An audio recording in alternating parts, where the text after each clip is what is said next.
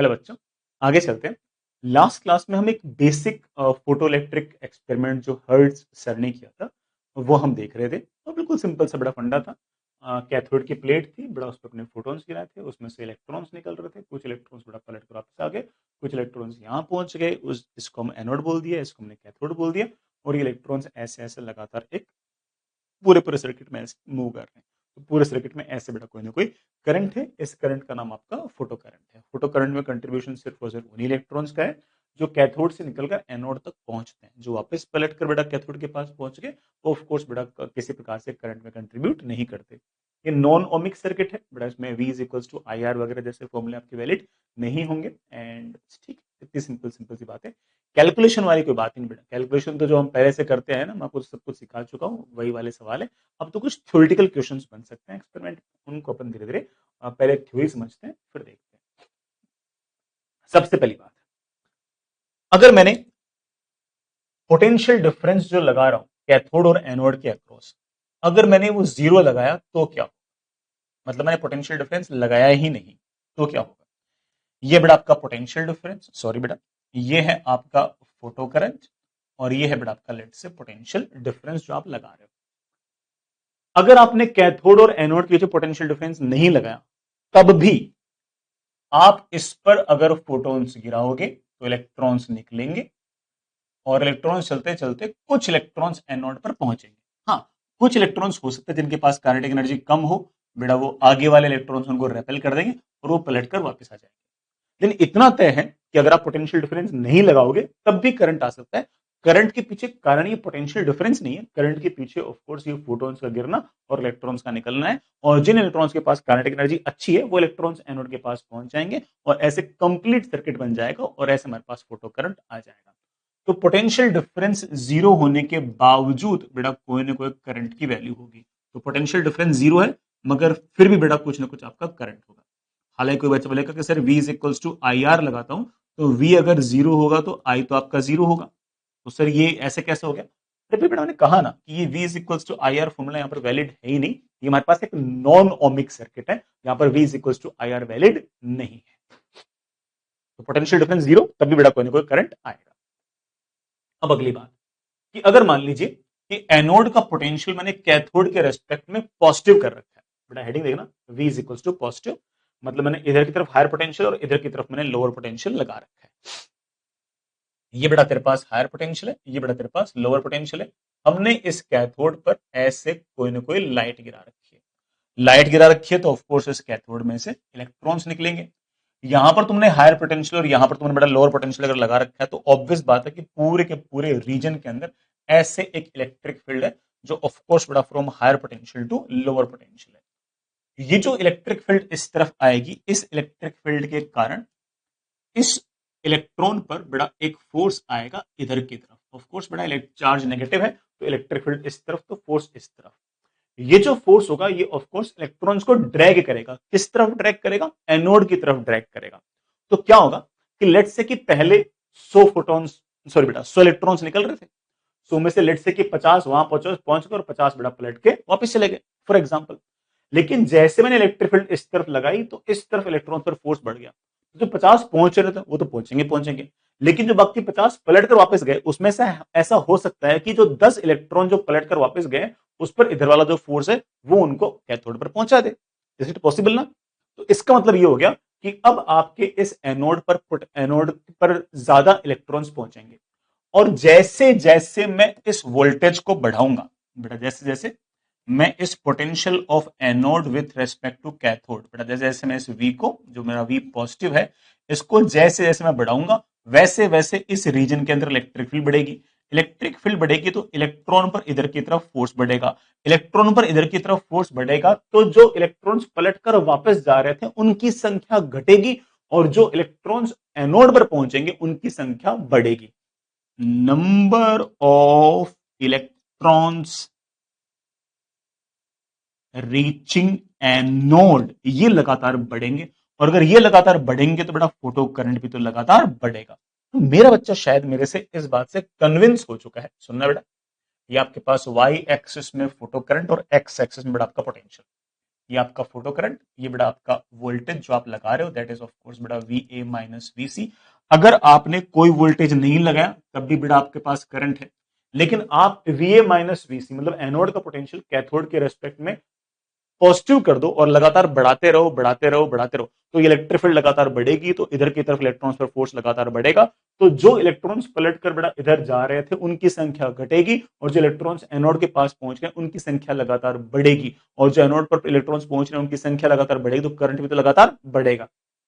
तो जैसे जैसे आप V को बढ़ाओगे बेटा फोटो करंट बढ़ेगा बढ़ेगा बढ़ेगा बढ़ेगा बढ़ेगा बढ़ेगा बढ़ेगा। ये लीनियर हो ऐसा जरूरी नहीं है, वैसे बेटा ऐसे कोई रैंडम सा कर्व होगा, बढ़ेगा बढ़ेगा बढ़ेगा। एक टाइम ऐसा आएगा कि यहां का पोटेंशियल बढ़ते बढ़ते बढ़ते इतना ज्यादा हो जाएगा कि ये इलेक्ट्रिक फील्ड इतनी ज्यादा हो जाएगी कि एक भी इलेक्ट्रॉन जो था वो बेटा पलट कर नहीं गया, बल्कि सारे के सारे इलेक्ट्रॉन चलते चलते यहां पहुंच गए। अब जब सारे इलेक्ट्रॉन यहां पर चलते चलते पहुंच गए तो ये तो मैक्सिमम करंट हो गया।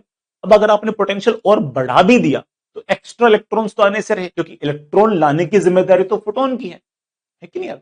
तो इसका मतलब ये हो गया कि अब आपके पास करंट जो है एक्चुअली मेरे पास मैक्सिमम हो चुका है।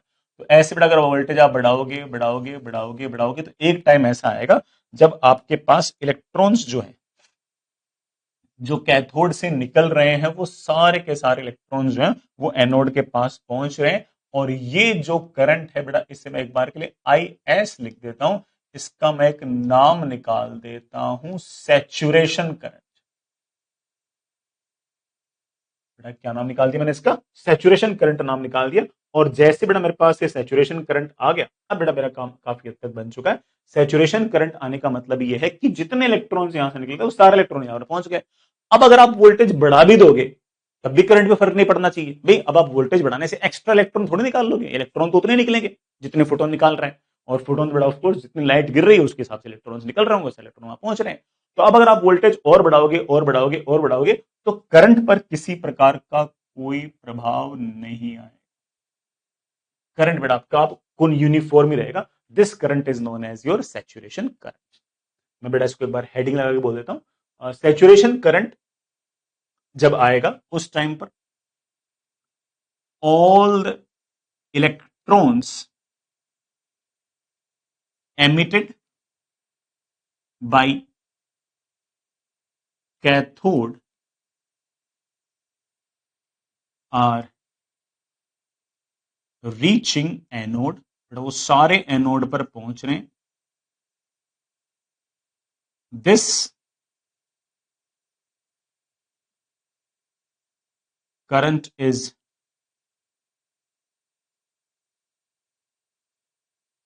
Saturation current. बेटा ये हमारा सैचुरेशन करंट है, इसको बेटा लेट से मैं IS से रिप्रेजेंट करता हूं। इससे ज्यादा करंट बेटा पॉसिबल नहीं है, ये मैक्सिमम आ चुका है। ठीक है, जितने इलेक्ट्रॉन्स निकल रहे सारे सारे इलेक्ट्रॉन्स बेटा यहां पहुंच गए, दैट्स इट। बेटा ये आपके पास सैचुरेशन करंट है एंड बस ठीक है, ये आपके पास सैचुरेशन करंट है। सैचुरेशन करंट का तुम कहते हो तो फॉर्मूला भी निकाल लेते हैं। लेट से बेटा मैंने यहां पर कोई ना कोई लाइट गिराई ऐसे, जो लाइट है बेटा उसका पावर है P, बेटा वेवलेंथ है लेट से लैम्डा। एक सेकंड के अंदर बेटा एक सेकंड के अंदर इस प्लेट पर गिरने वाले जो फोटोन्स होंगे ना उनकी संख्या क्या होगी बेटा, NP मतलब फोटोन्स। मेरे बच्चे बोलेंगे सर आपने याद करा रखा है P lambda upon HC। Lambda बेटा ऑफ कोर्स फोटोन की वेवलेंथ है, P बेटा ऑफ कोर्स आपका जो लाइट है उसका पावर है। ठीक है, ये तो फोटोन्स है। कितने इलेक्ट्रॉन्स निकलेंगे बेटा, जितने फोटॉन्स गिराओगे उतने इलेक्ट्रॉन निकलेंगे, कंपलसरी थोड़ी है, वो तो डिपेंड करता है बेटा किस पे, एफिशिएंसी पे, क्वांटम एफिशिएंसी पे। लेट्स से मेरे पास जो क्वांटम एफिशिएंसी है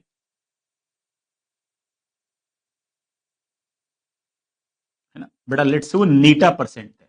बेटा पता नहीं आपको याद है या नहीं, नीटा परसेंट क्या होता है, नंबर ऑफ इलेक्ट्रॉन्स कितने निकले upon number of photons multiplied by 100। बेटा परसेंटेज में नहीं है तो 100 मत लगा, मैं बड़ा आराम से कह सकता हूं कि कितने इलेक्ट्रॉन निकलेंगे। बेटा इलेक्ट्रॉन्स जो निकलेंगे ना एक सेकंड में उसकी वैल्यू जाएगी नीटा into number of photons upon 100। तो नीटा इंटू नंबर ऑफ फोटॉन्स, बेटा number of photons is P lambda upon HC। ये बेटा एक सेकंड में जो इलेक्ट्रॉन्स निकल रहे हैं ना उनकी संख्या है। ठीक है, तो ये जो इलेक्ट्रॉन्स निकल रहे हैं यही पहुंच रहे हैं, क्योंकि सैचुरेशन वाले केस में तो जितने इलेक्ट्रॉन्स निकलते हैं उतने पहुंचते हैं। तो एक सेकंड के अंदर 1 सेकंड के अंदर कितना चार्ज गया है, तो मेरे बच्चे बोलेंगे सर 1 सेकंड में जो चार्ज गया है उसकी वैल्यू है एन इंटू ई, क्योंकि हर इलेक्ट्रॉन के पास बड़ा चार्ज कितना है ई, वैसे बड़ा माइनस ई है, लेकिन ठीक है माइनस ई का तो बस मतलब ये होगा कि इलेक्ट्रॉन अगर यूं जा रहा है तो करंट ऐसा आएगा, इतना तो फर्क पड़ेगा। तो 1 सेकंड में जो चार्ज जा रहा है बेटा उसकी वैल्यू होगी नीटा P lambda upon 100 H C into E. 1 second में जितना चार्ज जाता है बेटा वही तो करंट होता है। 1 सेकंड में 10 कूलम चार्ज आएगा तो 10 एम्पियर करंट है, 1 सेकंड में 50 कूलम चार्ज आएगा तो 50 एम्पियर करंट है कि नहीं यार। तो यही हमारा हो गया सैचुरेशन करंट। बड़ा सैचुरेशन करंट का बड़ा मेरे पास हमने फॉर्मूला लिख रखा है नीटा P lambda E upon 100 times H C. बड़ा ध्यान रखना कि ये जो नीटा है ना ये क्वांटम एफिशिएंसी है अगर परसेंटेज में है तो, अगर परसेंटेज में नहीं है तो बेटा सैचुरेशन करंट का जो फॉर्मूला आपके पास आएगा बेटा वो आएगा नीटा पी लैम्डा ई अपॉन बेटा एच सी, है ना, फिर वो 100 नहीं आएगा। अब बेटा ये नीटा कौन से फ्रैक्शन के अंदर दिया हुआ ना, वो तुम चेक कर लिया करो सवाल के अंदर, है ना। ये बेटा मेरे पास सैचुरेशन करंट का फॉर्मूला आ गया।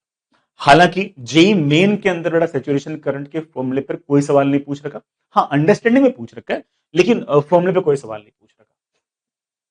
हम बेटा for all the practical purposes इस नीटा को है ना कांस्टेंट मान लेंगे। हालांकि बेटा जो नीटा खुद है ना ये अगेन लैम्डा पर पावर पर इन पर हल्की फुल्की डिपेंड करती है, लेकिन जब तक सवाल में कुछ नहीं दिया जाएगा हम हमारे जेई के सिलेबस के हिसाब से इवन एडवांस के सिलेबस के हिसाब से हम नीटा को कांस्टेंट ही मानेंगे। तुम ध्यान से सुन तो रहे ना मेरी बात। मैं जो तथ्य है जो फैक्ट है उससे उल्टा बोल रहा हूं, नीटा जो है वो एक्चुअली बेटा लैम्डा वगैरह पर डिपेंड करता है, लेकिन हम अनटिल एंड अनलेस स्टेटेड हमारा जो 11th 12th क्लास का जो स्कोप है, जो जेई मेन और जेई एडवांस का जो स्कोप है उसके हिसाब से हम नीटा को कांस्टेंट ही मान के चलेंगे। अनटिल अनलेस वो बोले सवाल के अंदर कि यार नीटा तुम्हें कांस्टेंट मानना है या नहीं मानना तो अलग बात है बेटा, ठीक। अदरवाइज हम लोग बड़ा नीटा को कांस्टेंट मान के ही सवाल करेंगे। ये बात है बेटा मैं सवाल करने के हिसाब से बता रहा हूँ, सच ऑफ कोर्स मैंने कहा ना कि थोड़ा डिफरेंट है बेटा, ठीक है वो बात की बात है। तो मेरे पास ये सैचुरेशन करंट आ गया। इसे बेटा कई बच्चे ऐसे लिखते हैं कि दैट इज इक्वल टू नीटा, बेटा पावर को लिख देगा intensity into area into lambda E upon बेटा व्हाट एच सी। बेटा मेरे पास सैचुरेशन करंट है। यहां से बेटा आपने एक चीज नोटिस की होगी कि सैचुरेशन करंट जो है ना वो लाइट की इंटेंसिटी के डायरेक्टली प्रोपोर्शनल है। ये तो होनी थी, लाइट की इंटेंसिटी जितनी ज्यादा होगी है बेटा, लाइट की इंटेंसिटी जितनी ज्यादा होगी बेटा ऑफ कोर्स आपका सैचुरेशन करंट उतना ही ज्यादा होगा। अगर बेटा मान लो मेरे पास ये वाई एक्सेस है और बेटा मेरे पास ये एक्स एक्सेस है, लेट्स से बेटा ये आपका सैचुरेशन करंट आई एस और बेटा ये जो लाइट आप गिरा रहे हो इसकी intensity, this is intensity of light incident. बेटा लाइट इंसिडेंट या इलेक्ट्रोमैग्नेटिक वेव इंसिडेंट एक ही बात है ना। लाइट और sorry intensity of light incident बेटा मैंने एक्स एक्सिस रख लिया है। ये बेटा मेरे पास सैचुरेशन करंट, मैंने तो फॉर्मूले से प्रूव किया, अदरवाइज मेरा बच्चा लॉजिक से भी कह सकता था कि सर जो ग्राफ आएगा that is obviously going to be straight. Obvious बात है कि ये स्ट्रेट लाएगा, क्यों? क्योंकि इंटेंसिटी जितनी ज्यादा होगी बड़ा पावर उतना ही ज्यादा होगा, पावर जितना ज्यादा होगा नंबर ऑफ फोटॉन्स जो गिर रहे हैं उनकी वैल्यू उतनी ही ज्यादा होगी, नंबर ऑफ फोटॉन्स जितने ज्यादा गिरेंगे बड़ा उतने ही इलेक्ट्रॉन्स निकलेंगे, जितने इलेक्ट्रॉन निकलेंगे उतने ही पहुंचेंगे, उतना ही ज्यादा चार्ज पहुंचेगा और उतने ज्यादा चार्ज पहुंचेगा तो सैचुरेशन करंट आपके पास उतना ही ज्यादा होगा। अगर आपने बेटा इंटेंसिटी को दुगना किया तो पावर दुगना हो गया, पावर दुगना तो नंबर ऑफ फोटॉन्स दुगने, नंबर ऑफ फोटॉन्स दुगने तो नंबर ऑफ इलेक्ट्रॉन्स दुगने, और नंबर ऑफ इलेक्ट्रॉन्स अगर दुगने निकल रहे हैं तो दुगने पहुंच रहे हैं, और अगर दुगने पहुंच रहे तो सैचुरेशन करंट आपके पास दुगना। सो इजी, बिल्कुल कूल, बड़ा आसान आसान सा मामला है, कोई बड़ा पंगे वाली बात ही नहीं इसके अंदर तो, ठीक है। ये बड़ा ग्राफ प्लीज याद रखें, मैंने बड़ा तुम ये मत सोचना कि सर ने फॉर्मूला जो है वो ग्राफ प्रूव करने के लिए किया है, नहीं। फॉर्मूला बेटा मैंने ऐसे किया कि क्या पता बेटा जेई मेन वाले कोई टफ सवाल पूछे और ऑफ कोर्स बेटा एडवांस वाला फॉर्मूला काम आ ही जाता है। एंड अदरवाइज बेटा सिर्फ ये वाला फॉर्मूला अगर लिखना होता तो तुमने देखा मैंने कितने प्यार से अच्छे से लॉजिक से आपको डायरेक्टली प्रोपोर्शनल तो मैंने ऐसे तो प्रूव किया है ना, मुझे फॉर्मूले की आवश्यकता थी इस ग्राफ के लिए, है ना, मुझे कोई जरूरत नहीं थी, ठीक है।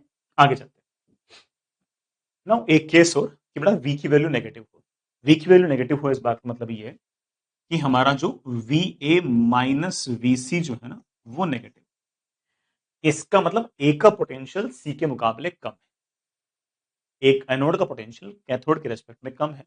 तो लेट से बेटा यहां का पोटेंशियल जीरो है और अब लेट से बेटा यहां का पोटेंशियल वी है, ये लोअर पोटेंशियल पे बेटा माइनस लगाया था, ये हायर पोटेंशियल पे लेट से मैं यहां पर प्लस लगा, अब क्या होगा इसको भी डिस्कस करते हैं।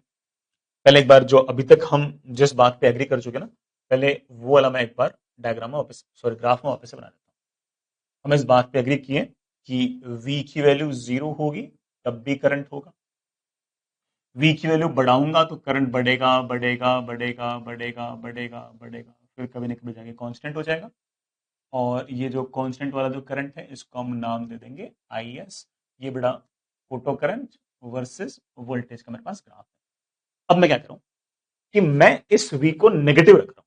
इसका मतलब कैथोड के रेस्पेक्ट में एनोड का पोटेंशियल कम है, तो क्या होगा?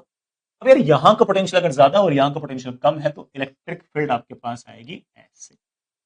फोटोन्स हम ऑफकोर्स बड़ा यूं गिरा ही रहे, फोटोन्स अगर यू गिरा रहे हैं और ऑफ कोर्स बड़ा इस मेटल प्लेट से अगर इलेक्ट्रॉन्स अगर निकलेंगे और उनके पास काइनेटिक एनर्जी अगर ऐसे होगी, तो आगे वाले जो इलेक्ट्रॉन्स होंगे वो तो पीछे की तरफ धक्का देंगे देंगे, साथ ही साथ ये जो इलेक्ट्रिक फील्ड है ना, ये इस तरफ धक्का और दे देगी। तो मुझे तो ऐसा लग रहा है कि ना मैंने इलेक्ट्रॉन्स का एनोड पर पहुंचाना और मुश्किल कर दिया है, और मैंने जो इलेक्ट्रॉन्स पलटकर वापस कैथोड पर जाते हैं और जो करंट में कंट्रीब्यूट नहीं करते हैं उनकी संख्या बढ़ा दी है, और जो एनोड पर पहुंचते हैं और करंट में कंट्रीब्यूट करते हैं उनकी संख्या मैंने घटा दी है। So what I mean to say is that कि अब जो करंट है ना बेटा वो और कम आएगा। अगर आप पोटेंशियल नहीं लगा रहे थे तो करंट ये था, अगर आप पोटेंशियल नेगेटिव में लगाओगे तो करंट कम आएगा। अब अभी तो और बात सुनो, अगर मान लो कि बेटा मैंने ये वाला पोटेंशियल डिफरेंस नेगेटिव में लगातार मैं बढ़ाता गया, है ना, मैं बेटा लगातार पोटेंशियल इसका नेगेटिव में और बढ़ाता गया बढ़ाता गया बढ़ाता गया, तो ये इलेक्ट्रिक फील्ड लगातार और बढ़ती जाएगी और बढ़ती जाएगी और बढ़ती जाएगी, तो ये वाला फोर्स और लगातार बढ़ता जाएगा, और ये वाला लगातार फोर्स बढ़ता जाएगा, तो इसका मतलब बेटा और कम इलेक्ट्रॉन्स वहां तक पहुंचेंगे तो करंट और कम होगा। तो नेगेटिव के अंदर अगर मैं लगातार पोटेंशियल बढ़ाता हूं बढ़ाता हूं बढ़ाता हूं बढ़ाता हूं बढ़ाता हूं बढ़ाता हूं, तो करंट लगातार घटता है घटता है घटता है घटता है, और कभी ना कभी बेटा आपका करंट जो है ना वो घट के जीरो भी हो जाएगा। और जिस पोटेंशियल पे बेटा करंट घट के जीरो हो रहा है, बेटा इस पोटेंशियल को बेटा मैं बोल रहा हूं -Vs, और ये जो Vs है इसका नाम है बेटा तेरा स्टॉपिंग पोटेंशियल। बेटा मैंने लिखा अब है, लेकिन मैं इस पे आपसे सवाल बेटा शुरुआत से ही डिस्कस करता आया हूं, ठीक है, हालांकि मैं इसको डिफाइन भी करूंगा, बट मैं इस पे आपको सवाल शुरुआत से कराता हूं स्टॉपिंग पोटेंशियल पे। ये बेटा मेरे पास पोटेंशियल है -Vs। कुछ कुछ समझ में आ गया? तो मैं क्या करना चाह रहा हूं, अब बेटा मैं जो बात बोलना चाह रहा हूं उसको मैं वापस से एक बार कहने की कोशिश करता हूं। अब मैं क्या कर रहा हूं कि कैथोड के रेस्पेक्ट में एनोड का पोटेंशियल नेगेटिव है। लेट से बेटा यहां का पोटेंशियल जीरो है, और लेट से बेटा यहां का पोटेंशियल -Vs। या बेटा यहां का Vs है, यहां का जीरो, एक ही बात है। यहां का पोटेंशियल जीरो है बेटा, यहां का पोटेंशियल आपके पास माइनस है, इलेक्ट्रिक फील्ड बेटा from higher potential to lower potential होगी। आपके पास बेटा फोटोन्स गिरेंगे ऐसे, बेटा फोटोन्स गिरेंगे ऐसे, तो इलेक्ट्रॉन्स निकलेंगे ऐसे, बेटा तो इलेक्ट्रॉन्स निकलेंगे ऐसे, उन पर बेटा ऑफ कोर्स इलेक्ट्रोस्टैटिक फोर्स लगेगा ऐसे।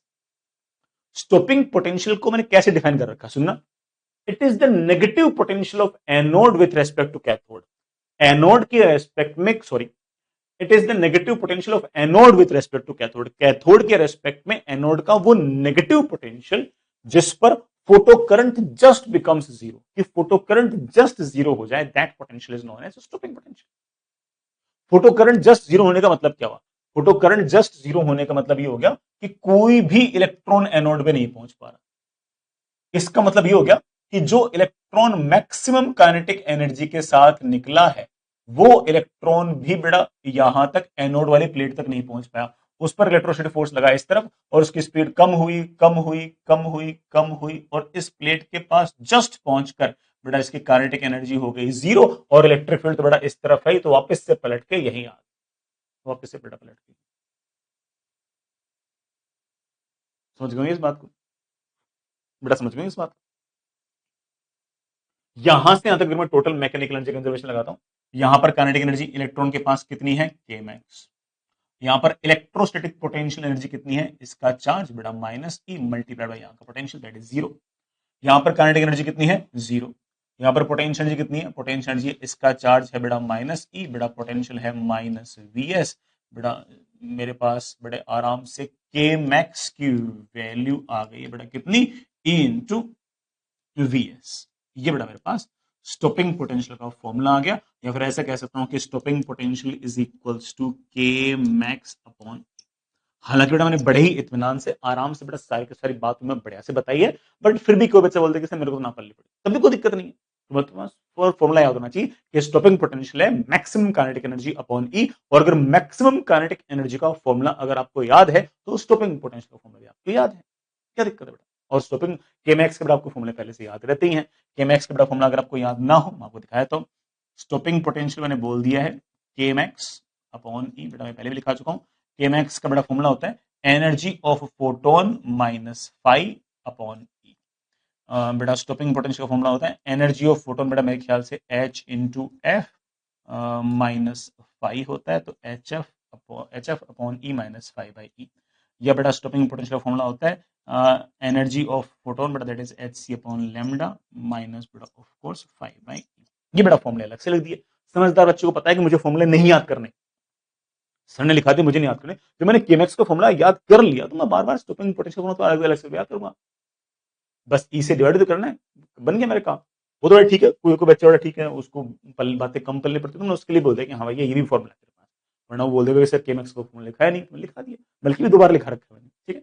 और समझदार बच्चों को पता है कि सर क्यों टाइम वेस्ट कर रहे हो, बोल तो दिया आपने कि V S is Chemex upon you, और केमेक्स मुझे सारी कहानी आती है, मैंने सवाल कर रखे हैं, तो मैं वी एस वाले भी कर लूंगा। अगेन बेटा मैं ग्राफ भी तुम कहते हो बड़ा ग्राफ बना देता हूँ, हालांकि अगेन समझदार बच्चों को बोलना चाहिए कि सर वीएस और एफ के बीच में ग्राफ आपको बनाने की आवश्यकता नहीं है, सर आपने मुझे केमेक्स और एफ के बीच में ग्राफ सिखा रखा है, वैसा यहां बनेगा।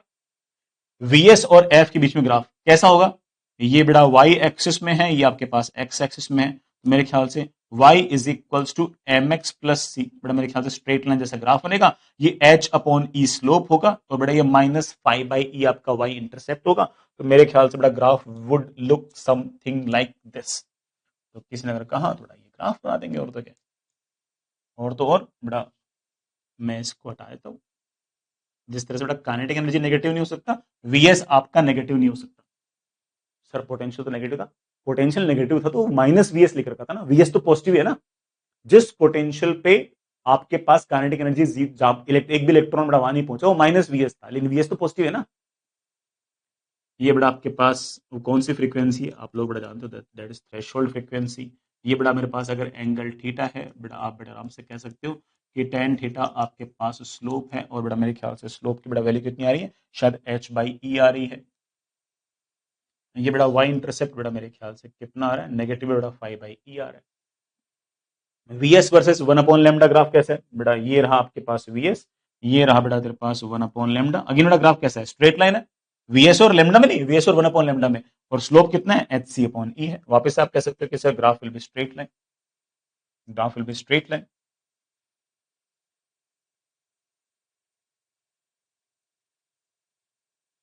और आपके पास ये जो है बेटा this is one upon lambda threshold, और ये वाला अगर एंगल थीटा है, मैं बड़े आराम से लिखता हूँ tan theta is equals to बेटा व्हाट, एच सी अपॉन ये बेटा स्लोप। तो जैसे बेटा के मैक्स का ग्राफ तो बेटा वैसे इसका ग्राफ है, सिर्फ बेटा नीचे ई आ गया तो बेटा उस स्लोप में भी ई आ गया, बाकी सारी बेटा कहानी सेम है। ये बेटा वाई इंटरसेप्ट मैं बता चुका हूँ, आपके पास कितना आएगा बेटा, नेगेटिव के अंदर फाइव बाई ई था, तो बेटा नीचे की तरफ आएगा, ये दिखा दिया, बाकी बेटा सब कुछ सेम है। बस आपके जब के मैक्स वर्सेस बेटा आपने ग्राफ बनाए थे ना, तब बेटा ये ई नहीं था यहाँ पे, है ना, तब बेटा ये नीचे ई नहीं था, ये ई नहीं था, ये ई नहीं था, बाकी सारी कारण बेटा सेम थी, तब भी ऐसी थी, तब भी ऐसी, ठीक है।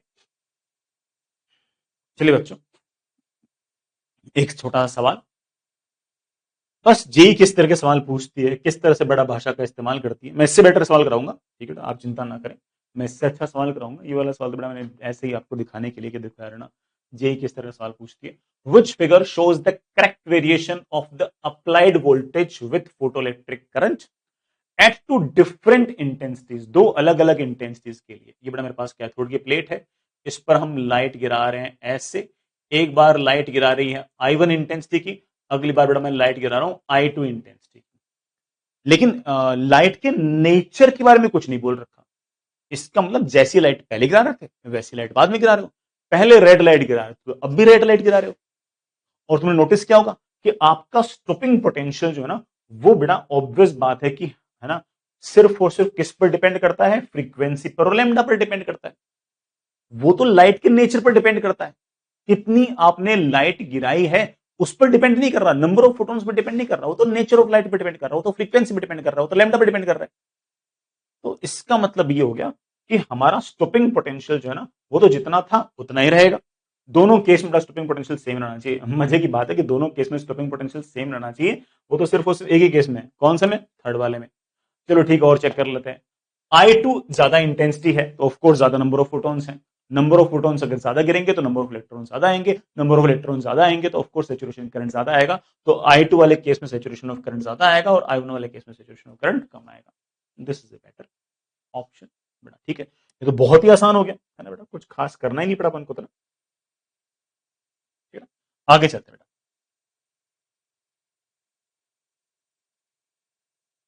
Factors determining stopping potential. बेटा कौन से फैक्टर्स जो है वो स्टॉपिंग पोटेंशियल पर, सॉरी स्टॉपिंग पोटेंशियल पर, सॉरी स्टॉपिंग पोटेंशियल को डिटरमाइन करते हैं। ऑफ कोर्स बेटा मैंने कहा ना कि stopping potential is equals to energy of photon upon E minus five by E, या फिर बेटा क्या बोला मैंने, H F upon E minus five by E, या फिर बेटा H C by lambda minus five by ई। तो यहां से तुम खुद ही बोल दो ना यार कि मुझे क्या क्या लिखना चाहिए। किस पर डिपेंड करता है? क्या ये फोटोन की एनर्जी पर डिपेंड करता है? Of course depends on energy of photon. बल्कि आप ऐसा कह सकते हो कि एनर्जी ऑफ फोटोन ज्यादा होगी तो स्टॉपिंग पोटेंशियल ज्यादा होगा। ऑफ कोर्स ज्यादा होगा। एनर्जी ऑफ फोटोन ज्यादा होगी तो ऑफ कोर्स जो इलेक्ट्रॉन्स निकल रहे होंगे केमेक्स ज्यादा होगी, उनकी केमेक्स अगर ज्यादा होगी तो स्टॉपिंग पोटेंशियल भी ज्यादा होगा। अब समझदार बच्चे के लिए आगे वाले पॉइंट मैटर नहीं करते, मैं ना लिखाऊं तब भी चलेगा, लिमिट ठीक है। ऑफ कोर्स क्लास में हर तरह का बच्चा है, वो आगे वाली बातें कई बच्चे ऐसे होंगे तो नहीं सोच पाएंगे। कई बच्चे बोलेंगे सर सेम बात आप 3 बार बोल रहे हो, पर ठीक है हर बच्चे के लिए बोल रहा हूं। मैं कह सकता हूं कि it depends on frequency of photon. Frequency of light बोल दो बेटा, क्योंकि बेटा फ्रीक्वेंसी ज्यादा तो स्टॉपिंग पोटेंशियल ज्यादा, फ्रीक्वेंसी ज्यादा होगी तो स्टॉपिंग पोटेंशियल भी तो ज्यादा हो। समझदार बच्चे बताया कि सर ये वाली बात और ये वाली बात तो एक ही है। अगेन ऐसी ट्रिवियल से एक बात और बोलता हूं, it depends on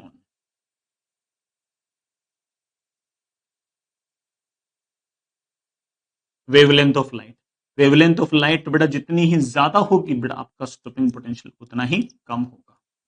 wavelength of light बेटा जितनी कम होगी बेटा स्टॉपिंग पोटेंशियल उतना ही ज्यादा होगा। समझदार बच्चों को पता है कि ये तीनों पॉइंट एक ही बात, एक सिंपल बात। बट ठीक है बेटा, मैं तो हर बच्चे के हिसाब से बातें लिखाता हूँ, इसलिए बेटा कई बच्चों को ऐसा लगता हो कि सर टाइम वेस्ट कर रहे हैं। बेटा ठीक है, थोड़ा सा फास्ट फॉरवर्ड कर लेना। और यार ये वर्क फंक्शन भी डिपेंड करता है, depends on work function. Of course बेटा वर्क फंक्शन डिपेंड करेगा, depends on work function of metal.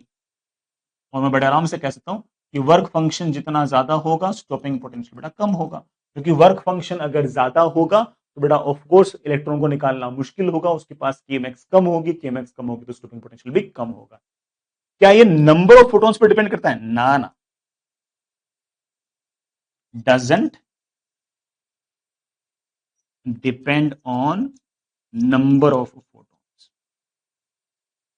और नंबर ऑफ फोटॉन्स पर डिपेंड नहीं करता तो मैं कहेंगे कि इंटेंसिटी पर भी डिपेंड नहीं करता, क्योंकि मैं शुरुआत से बड़ा स्टेब्लिश कर चुका हूं कि इंटेंसिटी बढ़ाना मतलब नंबर ऑफ फोटॉन्स बढ़ाना, इंटेंसिटी घटाना मतलब नंबर ऑफ फोटॉन्स घटाना।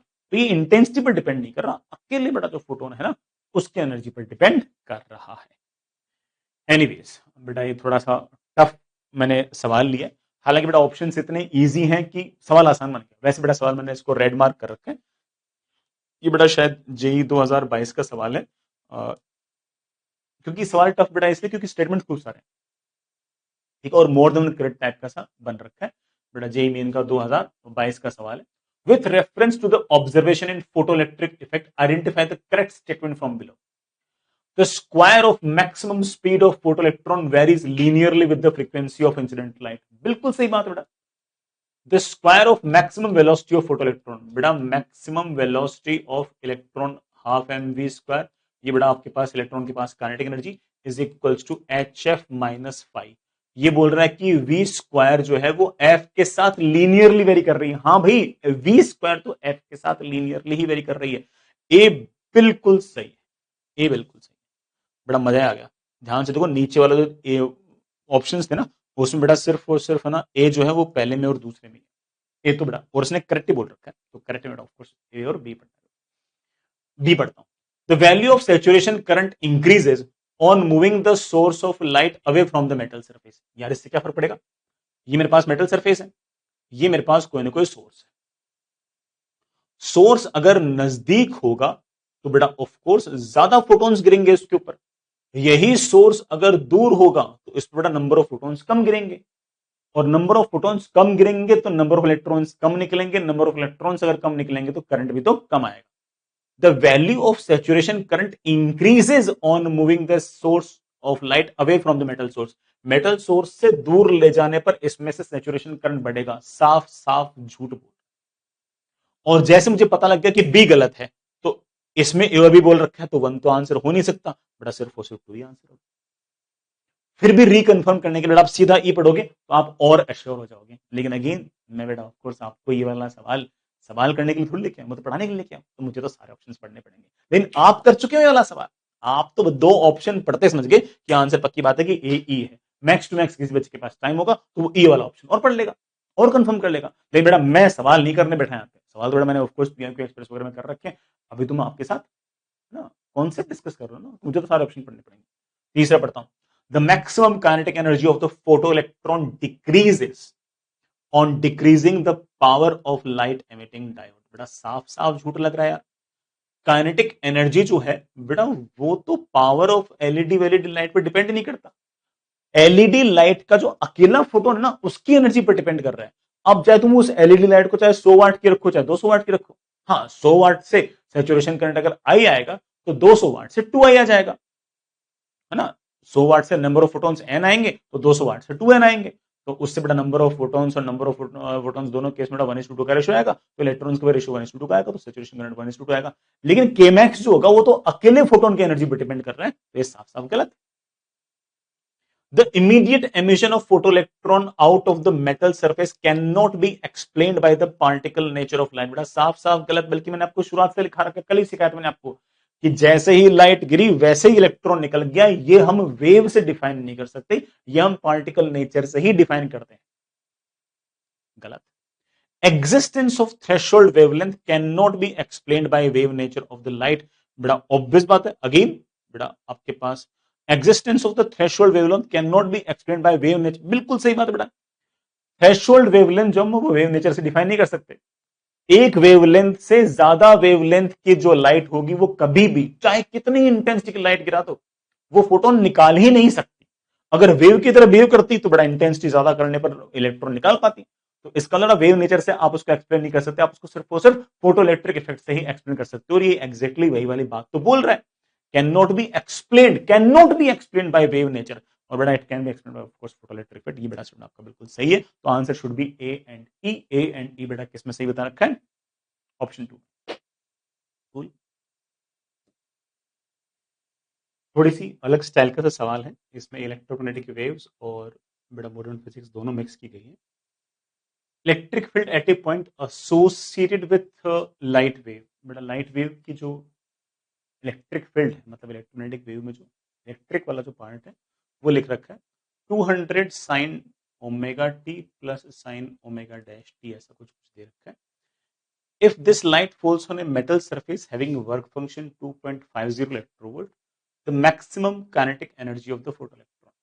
मेरे पास मेटल है और इस मेटल का मुझे वर्क फंक्शन दे रखा है, इस पे लाइट गिरा रखी है, लेकिन लाइट की फ्रीक्वेंसी मुझे ऐसे डायरेक्ट दे नहीं रखी है, दिमाग लगाना पड़ेगा। मुझे इलेक्ट्रोमैग्नेटिक वेव की इक्वेशन दे रखी है, और ध्यान से देखो इलेक्ट्रोमैग्नेटिक वेव में आपको बड़ा पता ही है E is equals to E naught sine omega 1t plus sine omega 2t, कुछ कुछ इस तरह से। तो इसका मतलब इसके अंदर एक्चुअली दो वेव्स है, एक के पास बड़ा एंगुलर फ्रीक्वेंसी ये रही, एक में एंगुलर फ्रीक्वेंसी ये रही, तो दो वेव्स। मुझे है ना ज्यादा वाली फ्रीक्वेंसी चाहिए, क्यों, क्योंकि मुझे ना ज्यादा वाली काइनेटिक एनर्जी चाहिए सवाल के हिसाब से अगर देखें तो, क्योंकि उसने पूछ रखा है कि जो इलेक्ट्रॉन निकलेगा वो मैक्सिमम कितनी काइनेटिक एनर्जी निकलेगा। तो अगर दो वेव्स गिर रही हैं तो मुझे ज्यादा एनर्जी वाले फोटोन में इंटरेस्ट है, तो इनमें से ज्यादा ओमेगा किसका है, इसका ओमेगा ज्यादा है। इसकी फ्रीक्वेंसी कितनी होगी बेटा, इसकी फ्रीक्वेंसी होगी of course 9 × 10⁻15 upon 2 pi, five बेटा ऑफ कोर्स 3.1, ये बेटा मेरे पास एफ आ गया। अब मैं एक्चुअली सवाल कर नहीं रहा ना, मैं तो बड़ा कह रहा हूं कि तुम खुद ही कर लो।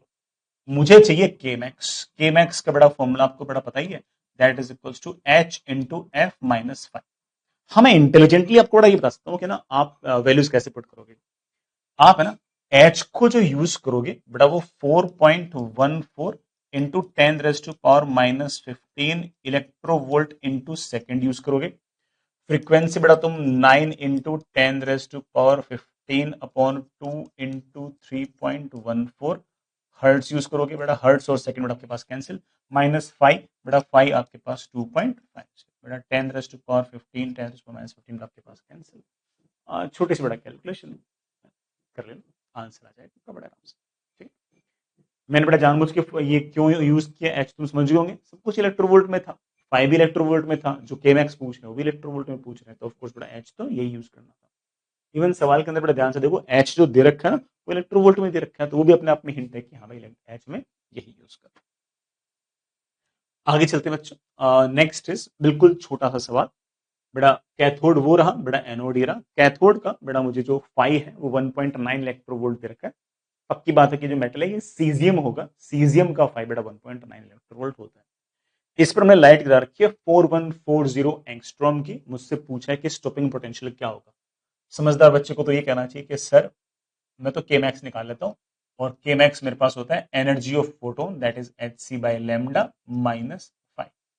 एच सी बेटा तुम्हें याद कर रखा है 12,420 इलेक्ट्रोवोल्ट एंगस्ट्रॉम अपॉन लेमडा। बेटा जो लाइट गिर रखी है वो बेटा ऑफ कोर्स 4140 एंगस्ट्रॉम माइनस बेटा फाइव।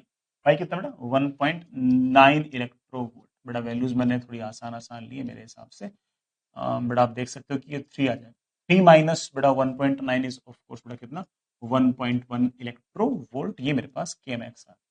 सर के मैक्स नहीं पूछ रखा, स्टॉपिंग पोटेंशियल पूछ रखा है बेटा। Stopping potential is of course K max upon E, तो answer comes out be 1.1। This is your answer. Cool. एक और सवाल बेटा, लाइट गिरा रखी है 3000 एंगस्ट्रॉम की। बेटा मेरे पास सॉरी इसका फाई बेटा मुझे निकालना है ना। और मुझे सवाल में क्या बोल रखा है, if the stopping potential is 1.4 volt. अब बेटा स्टॉपिंग पोटेंशियल दे दिया और मुझसे पूछ रखा बताओ वर्क फंक्शन कितना होगा इस मेटल का, मतलब जो कैथोड वाला जो मेटल है इसका वर्क फंक्शन कितना होगा। लाइट गिरा रखी है 3000 एंगस्ट्रॉम की और मुझसे फाई की वैल्यू पूछी। ऑफ कोर्स बेटा फॉर्मूला कौन सा लगेगा, हमारी आइंस्टाइन इक्वेशन लगेगी। And Einstein equation says that कि K max is equals to H C by lambda minus phi. बेटा के मैक्स कितना होगा, स्टॉपिंग पोटेंशियल अगर 1.4 वोल्ट है तो के मैक्स ऑफ कोर्स बेटा 1.4 इलेक्ट्रोवोल्ट है। एच सी कितना है 12,420 इलेक्ट्रोवोल्ट एंगस्ट्रॉम अपॉन लेमडा। बेटा लेमडा कितना है 3000 एंगस्ट्रॉम माइनस फाइव। बेटा फाइव ऑफ कोर्स मुझसे पूछा है। एंगस्ट्रॉम से बेटा एंगस्ट्रॉम कैंसिल। फाइव को बेटा हम बड़े आराम से कह सकते हैं 12,420।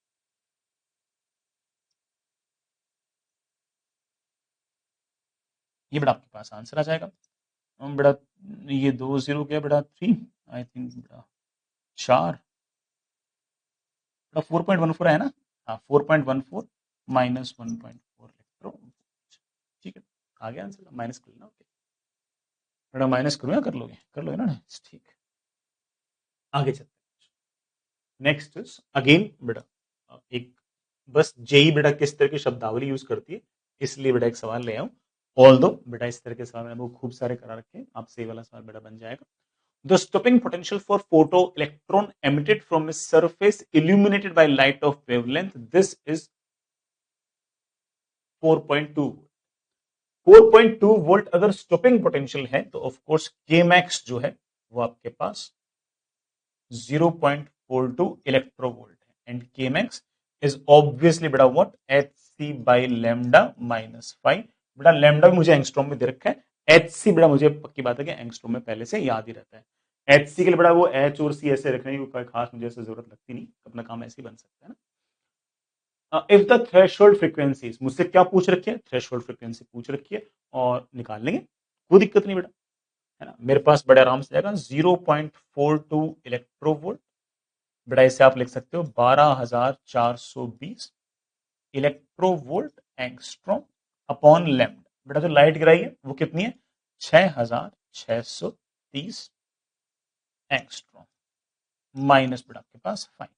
बेटा आपके पास ये एंगस्ट्रॉम से एंगस्ट्रॉम कैंसिल, आप जैसे ही बेटा फाई निकाल लेंगे बेटा मेरे ख्याल से समथिंग समथिंग इलेक्ट्रोवोल्ट आ जाएगा। ठीक है, मैं बेटा कैलकुलेशन आपके लिए छोड़ देता हूं। This phi should be equal to, बेटा मुझसे थ्रेशोल्ड फ्रीक्वेंसी पूछिए तो h इंटू एफ थ्रेशोल्ड, मेरे पास बड़े आराम से एफ थ्रेशोल्ड आ जाएगी। हमारा जो फाई था उसको h से डिवाइड कर दो। h की बेटा वैल्यू कितनी होगी, h की बेटा value 4.14 into 10 raise to power minus 15 electronvolt second. बेटा ये वाला क्यों यूज किया तुम समझ गए ना, 5 बेटा आपका इलेक्ट्रोवोल्ट में, ये बेटा आपका इलेक्ट्रोवोल्ट में, खड़ाक से बेटा आपके पास हर्ट्ज के अंदर आंसर आ जाएगा। ऑल दो बेटा सवाल के अंदर ये बेटा एच वगैरह बेटा इस इलेक्ट्रोवोल्ट वगैरह में नहीं दे रखा, सब कुछ एस आई यूनिट में दे रखा है। तो कोई बच्चा अगर चाहे तो एस आई यूनिट में भी सोल्व कर सकता है, कोई दिक्कत नहीं है। बस बेटा जो बच्चा एस आई यूनिट में सोल्व करेगा वो बेटा पहले इस इलेक्ट्रोवोल्ट को जूल में कन्वर्ट कर लेगा 1.6 इंटू 10 रेज टू माइनस 19 से मिलाकर, और फिर सारा का सारा सवाल वो एस आई यूनिट में ही सोल्व कर लेगा। करना चाहिए बेटा, कर सकते हो, वैसे ही कर सकते हो ना। Next is from the photoelectric effect experiment, बेटा ये मेरे ख्याल से जेई 2023 का सवाल है। Identify of these is correct, बेटा कौन सा इनमें से करेक्ट है। एंड अगेन इस तरह के सवाल बेटा थोड़ा टफर साइड के होते हैं, क्योंकि सवाल एक तरीके से मोर देन करेक्ट क्वेश्चन हो गया ना। वैसे बेटा है होने को सिंगल चॉइस क्वेश्चन है, लेकिन इसमें ऑप्शन तो खूब सारे सही हो सकते हैं, तुम्हें पढ़ना पड़ेगा अच्छे से। The stopping potential depends only on the work function of the metal, झूठ बोल रहे हैं सर, आपने तो लिखा था स्टॉपिंग पोटेंशियल है ना, क्या कहते हैं वर्क फंक्शन पर डिपेंड करता है, लिखा था।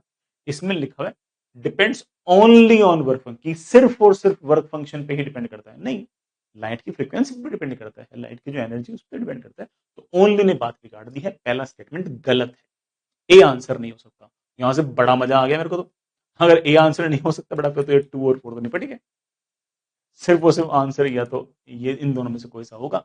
और इन दोनों में अगर देखो तो बी दोनों में ही है, तो बी तो चेक करने का फायदा ही नहीं है, बी तो पक्की बात है कि सही होगा। फिर ऑप्शन कौन सा चेक कर लो, सी चेक कर लो, सी करने से तुम्हारा आंसर आ जाएगा। ये तो मैं ट्रिक बता रहा हूं एक्चुअल एग्जाम में किस तरह सवाल फेस करना है। बट अगेन मैं यहां पर बेटा सवाल कराने नहीं बैठा हूं, मैं तो आपको कॉन्सेप्ट डिस्कस करने के लिए बैठा हूं, इसलिए बेटा मैं तो 4 ऑप्शन पढ़ू। अदरवाइज मैं साफ साफ बोल रहा हूं कि सिर्फ और सिर्फ सी ऑप्शन पढ़ने से हमारा काम बन जाएगा। सी ऑप्शन पढ़ा और हमारा आंसर बन जाएगा। बी तो पक्की बात है सही होगा, चलो फिर पढ़ लेते हैं। The saturation current increases as the intensity of light increases. Of course, बल्कि saturation current is directly proportional to intensity. हमने ग्राफ भी बना रखा है, तो बी तो सही होना ही था, बड़ा बी ऑफ कोर्स इन दोनों में है।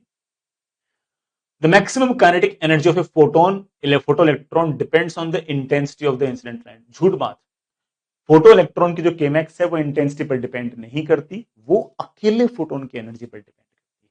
और इंटेंसिटी किसको रिप्रेजेंट करती है, मैं शुरुआत से बोल रहा हूं, number of photons, number of photons, number of photons. ठीक है, डी बेटा क्या है, photoelectric effect can be explained using wave theory है, कैसी बात है बेटा, कौन सा सही है, सिर्फ बी सही है, बड़ा answer should be your third one. मैं फिर से बोल रहा हूं बेटा, पूरा सवाल करने में हो सकता है कि मेरे को 3 मिनट के 7 मिनट के आसपास समय लगाओ, क्योंकि मैं तो आपको एक्सप्लेन कर रहा था। अदरवाइज आप नोटिस क्या होगा, सवाल पढ़ते ही मैं आपको लगभग लगभग 1.5 मिनट के अंदर आसपास हम सवाल को कर चुके थे, कौन सा आंसर है। ठीक है, चलिए बच्चों आगे चलते हैं। बड़ा बढ़िया सवाल, मैंने खूब बड़ा कोशिश की कि इस तरह का सवाल बेटा मैं जेई मेन के अंदर ढूंढूं, लेकिन मुझे नहीं मिला। लेकिन एडवांस बेटा ये वाला सवाल पूछ रखा है। बस थोड़ी बहुत लैंग्वेज का ही डिफरेंस होगा बेटा, बाकी सारी कहानी सेम सी है। ठीक है, अच्छा सवाल है बेटा, मैंने लैंग्वेज अच्छी बना रखी है, सुनिए। हमारे पास फोटोइलेक्ट्रिक इफेक्ट का एक्सपेरिमेंटल बेटा सेटअप दे रखा है इस तरीके से। ये आपके पास कैथोड, बेटा आपके पास एनोड, लाइट गिरा रखी है रेड, येलो और violet. Red, yellow, violet light is incident on a cathode plate. If all colors have equal number of photons, प्रत्येक से number of photons सेम गिरे हैं, then draw graph between current versus voltage। बेटा इनका, इन तीनों ही colours का current versus बेटा वोल्टेज ग्राफ करो, और कंसिडर इक्वल क्वांटम एफिशिएंसी, तीनों की ही क्वांटम एफिशिएंसी एग्जैक्टली सेम माननी है। वैसे बोल रहा हूं, एक्चुअल में ऐसा होता नहीं है, लेकिन हमारे जेई लेवल में हम लोग क्वांटम एफिशिएंसी सेम मानेंगे, है ना। मेरे पास और दूसरा रास्ता है, तो चलिए सोचते हैं, मुझसे बेटा current versus applied voltage graph पूछे, मेरे बच्चे बोलेंगे सर मुझे अच्छे से ग्राफ बनाना आता है। बेटा मैं जानता हूं कि आपको अच्छे से ग्राफ बनाना आता है। ये मेरे पास वाई एक्सिस में करंट है और एक्स एक्सिस में मेरे पास वोल्टेज है, और ग्राफ बेटा ऐसा ऐसा कुछ बन के आता है, आपको पता है। लेकिन ऑफकोर्स मुझे तीनों अलग अलग कलर्स को डिफाइन करना है। आराम से करता हूं, आराम से करता हूं। सबसे पहले बेटा मैं इनका स्टॉपिंग पोटेंशियल डिस्कस करता हूं। बेटा stopping potential is equals to energy of photon upon phi, sorry बेटा, energy of photon upon E minus phi by E. Purple colour जो होगा उसके फोटोन, उसका लैम्डा सबसे कम होता है, उसकी एनर्जी सबसे ज्यादा होती है, तो उसका स्टॉपिंग पोटेंशियल सबसे ज्यादा होगा। रेड कलर, बेटा रेड कलर जो है उसकी वेवलेंथ सबसे बड़ी होती है, उसकी एनर्जी सबसे कम होती है, उसका स्टॉपिंग पोटेंशियल सबसे कम होगा। इसका मतलब ये निश्चित हो चुका है कि जो आपका पर्पल वाला जो ग्राफ होगा ना बेटा, पर्पल कलर के लिए वो यहां से स्टार्ट होगा, और ऑफ कोर्स बेटा रेड वाला जो होगा वो बेटा आपके पास यहां से स्टार्ट होगा, और येलो बेटा ऑफ कोर्स उन दोनों के बीच में है, बेटा वो आपके पास यहां से स्टार्ट होगा। आप कह सकते हो कि this is stopping potential for yellow, this is बेटा स्टॉपिंग पोटेंशियल फॉर रेड, बेटा this is stopping potential for violet. हम इनकी वैल्यूज भी निकाल सकते हैं, अगर इनकी हम वेवलेंथ वगैरह दे दें, सब कर सकते हैं बेटा, पूछा नहीं। ये तो कंफर्म हो गया। अब ग्राफ बेटा ऑफ कोर्स तुम जानते हो जैसे जैसे वोल्टेज बढ़ेगा बेटा वैसे वैसे करंट यू बढ़ेगा बढ़ेगा बढ़ेगा बढ़ेगा। लेकिन सेचुरेशन करंट किसका कम होगा किसका ज्यादा होगा? तो मैं तो ये कह रहा हूं कि तीनों केस में सेचुरेशन करंट सेम होगा। लॉजिक लगाओ ना, लॉजिक लगाओ ना तुमको, तुम उस फॉर्मूले से बताओ, है ना बेटा। तुम फॉर्मूला अगर लगाओगे ना तो थोड़ा सा फंस जाओगे, फॉर्मूले में आपको थोड़ा सा टाइम लग जाएगा, फॉर्मूले से तुम थोड़ा सा परेशान हो जाओगे। तो सेचुरेशन करंट का मैंने फॉर्मूला लिखा रखा था बेटा, इस फॉर्मूले से अगर आओगे तो थोड़ा सा फंसोगे, क्योंकि बेटा फॉर्मूला क्या है, नीटा P lambda E upon H C. Power तीनों का सेम थोड़ी है ना बेटा, पावर तीनों के पास सेम थोड़ी है, और पावर बेटा तीनों के पास सेम नहीं है, तो बेटा ऑफ कोर्स सेचुरेशन करंट अपन ऐसे बता नहीं पाएंगे। तो ये थोड़ा सा, फिर भी कोई बच्चा कह दे कि मैं तो इस फॉर्मूले से करूंगा, तो बेटा ठीक है, मैं कोशिश करता हूं, मैं करता हूं बेटा कोशिश, बट ठीक है ना। तो मेरे ख्याल में मेरे कहने का अर्थ समझ गए होंगे, ये ना सेचुरेशन बेटा क्या, नीटा P lambda E upon H सी।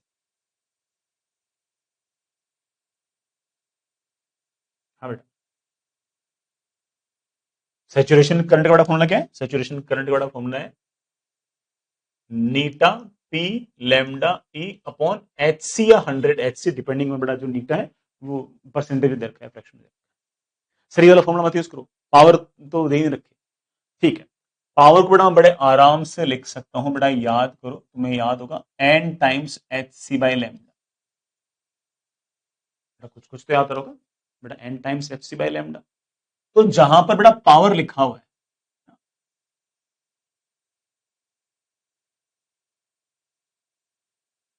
वहां पर बड़ा आराम से लिख सकता हूं N times H C by lambda, lambda से बड़ा लेमडा, सॉरी लेमडा से बड़ा लेमडा कैंसिल, एच सी से बड़ा एच सी कैंसिल, बड़ा मेरे पास सेचुरेशन करंट की वैल्यू आ गई है एन टाइम्स नीटा इंटू ई।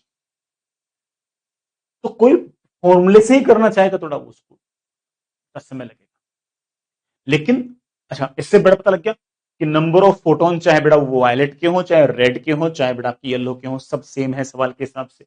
नीटा मैंने पहले बोल दिया सेम है, ये बेटा ऑफ कोर्स आपके पास कांस्टेंट है वो सेम है, तो सैचुरेशन करंट तीनों केस में सेम है। वो अलग बात है बेटा, मैं इस फॉर्मूले में डायरेक्ट आ सकता था, डायरेक्ट आ सकता था। कैसे? नंबर ऑफ फोटॉन्स कितने गिर रहे हैं एन, तो नंबर ऑफ इलेक्ट्रॉन्स कितने होंगे इंटू नीटा। एक सेकंड में कितने फोटॉन्स गिर रहे हैं एन, कितने इलेक्ट्रॉन्स निकलेंगे इंटू नीटा। बेटा नीटा ये तो होता है ratio of electron upon number of photons. और एक सेकंड में बेटा अगर मान लो इतने इलेक्ट्रॉन्स निकलेंगे तो एक सेकंड में कितना चार्ज निकलेगा इंटू ई, और एक सेकंड में जो चार्ज निकलता है वही तुम्हारा करंट होता है। तो इस करंट को हम डायरेक्ट भी ऐसा लिख सकते थे, बट एनीवेज जैसे ही आपको पसंद होगा वैसे लिखो, कोई दिक्कत नहीं। इसको डायरेक्ट लिखना बड़ा ऑफकोर्स आसान था। तो आप बड़े आराम से देख सकते हो कि ये चीज हम कह सकते हैं कि एन सब में सेम, नीटा सब में सेम, तो सेचुरेशन करंट तीनों में सेम, और सेचुरेशन करंट बेटा तीनों में अगर सेम, तो इसका अर्थ ये हुआ कि बेटा ये जो ग्राफ है ये यूं चलते चलते ऐसे आएगा बेटा, येलो वाला जो ग्राफ होगा बेटा वो यूं चलते चलते चलते चलते, बेटा येलो वाला जो ग्राफ होगा वो यूं चलते चलते चलते चलते चलते बेटा ऐसे आएगा। और रेड वाला जो ग्राफ होगा बट आपके पास वो चलते चलते चलते बड़ा थोड़ा सा अलग अलग दिखाया कि आपको तीनों कलर दिख जाए, अदरवाइज ऑफ कोर्स वो ओवरलैप करेंगे, ठीक है ना। ये बड़ा मेरे पास ग्राफ, सो ब्यूटीफुल। नीटा बेटा अगर मान लो सवाल में किसने कहा कि नहीं अलग अलग है, तो जो अलग अलग वो यूज कर लेना, इसमें क्या है। मान लो कल को एडवांस में वाला सवाल आ गया, वो बोल दिया नहीं वायलेट का नीटा ज्यादा है, बेटा वायलेट का अगर नीटा ज्यादा हो तो बोल देना उसका करंट ज्यादा है, इसमें क्या है। इतनी अकल तो आएगी ना तुम्हें, मैंने इतने बड़े से बताया। चलिए आगे चलते हैं, एक और सवाल ऐसा ही बड़ा, एक और सवाल है ना, सुनना।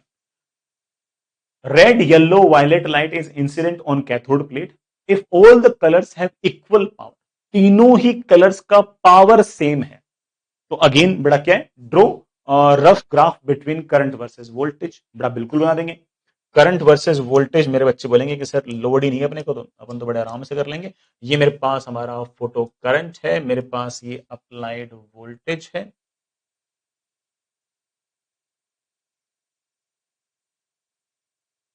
ये मेरे पास फोटो करंट है।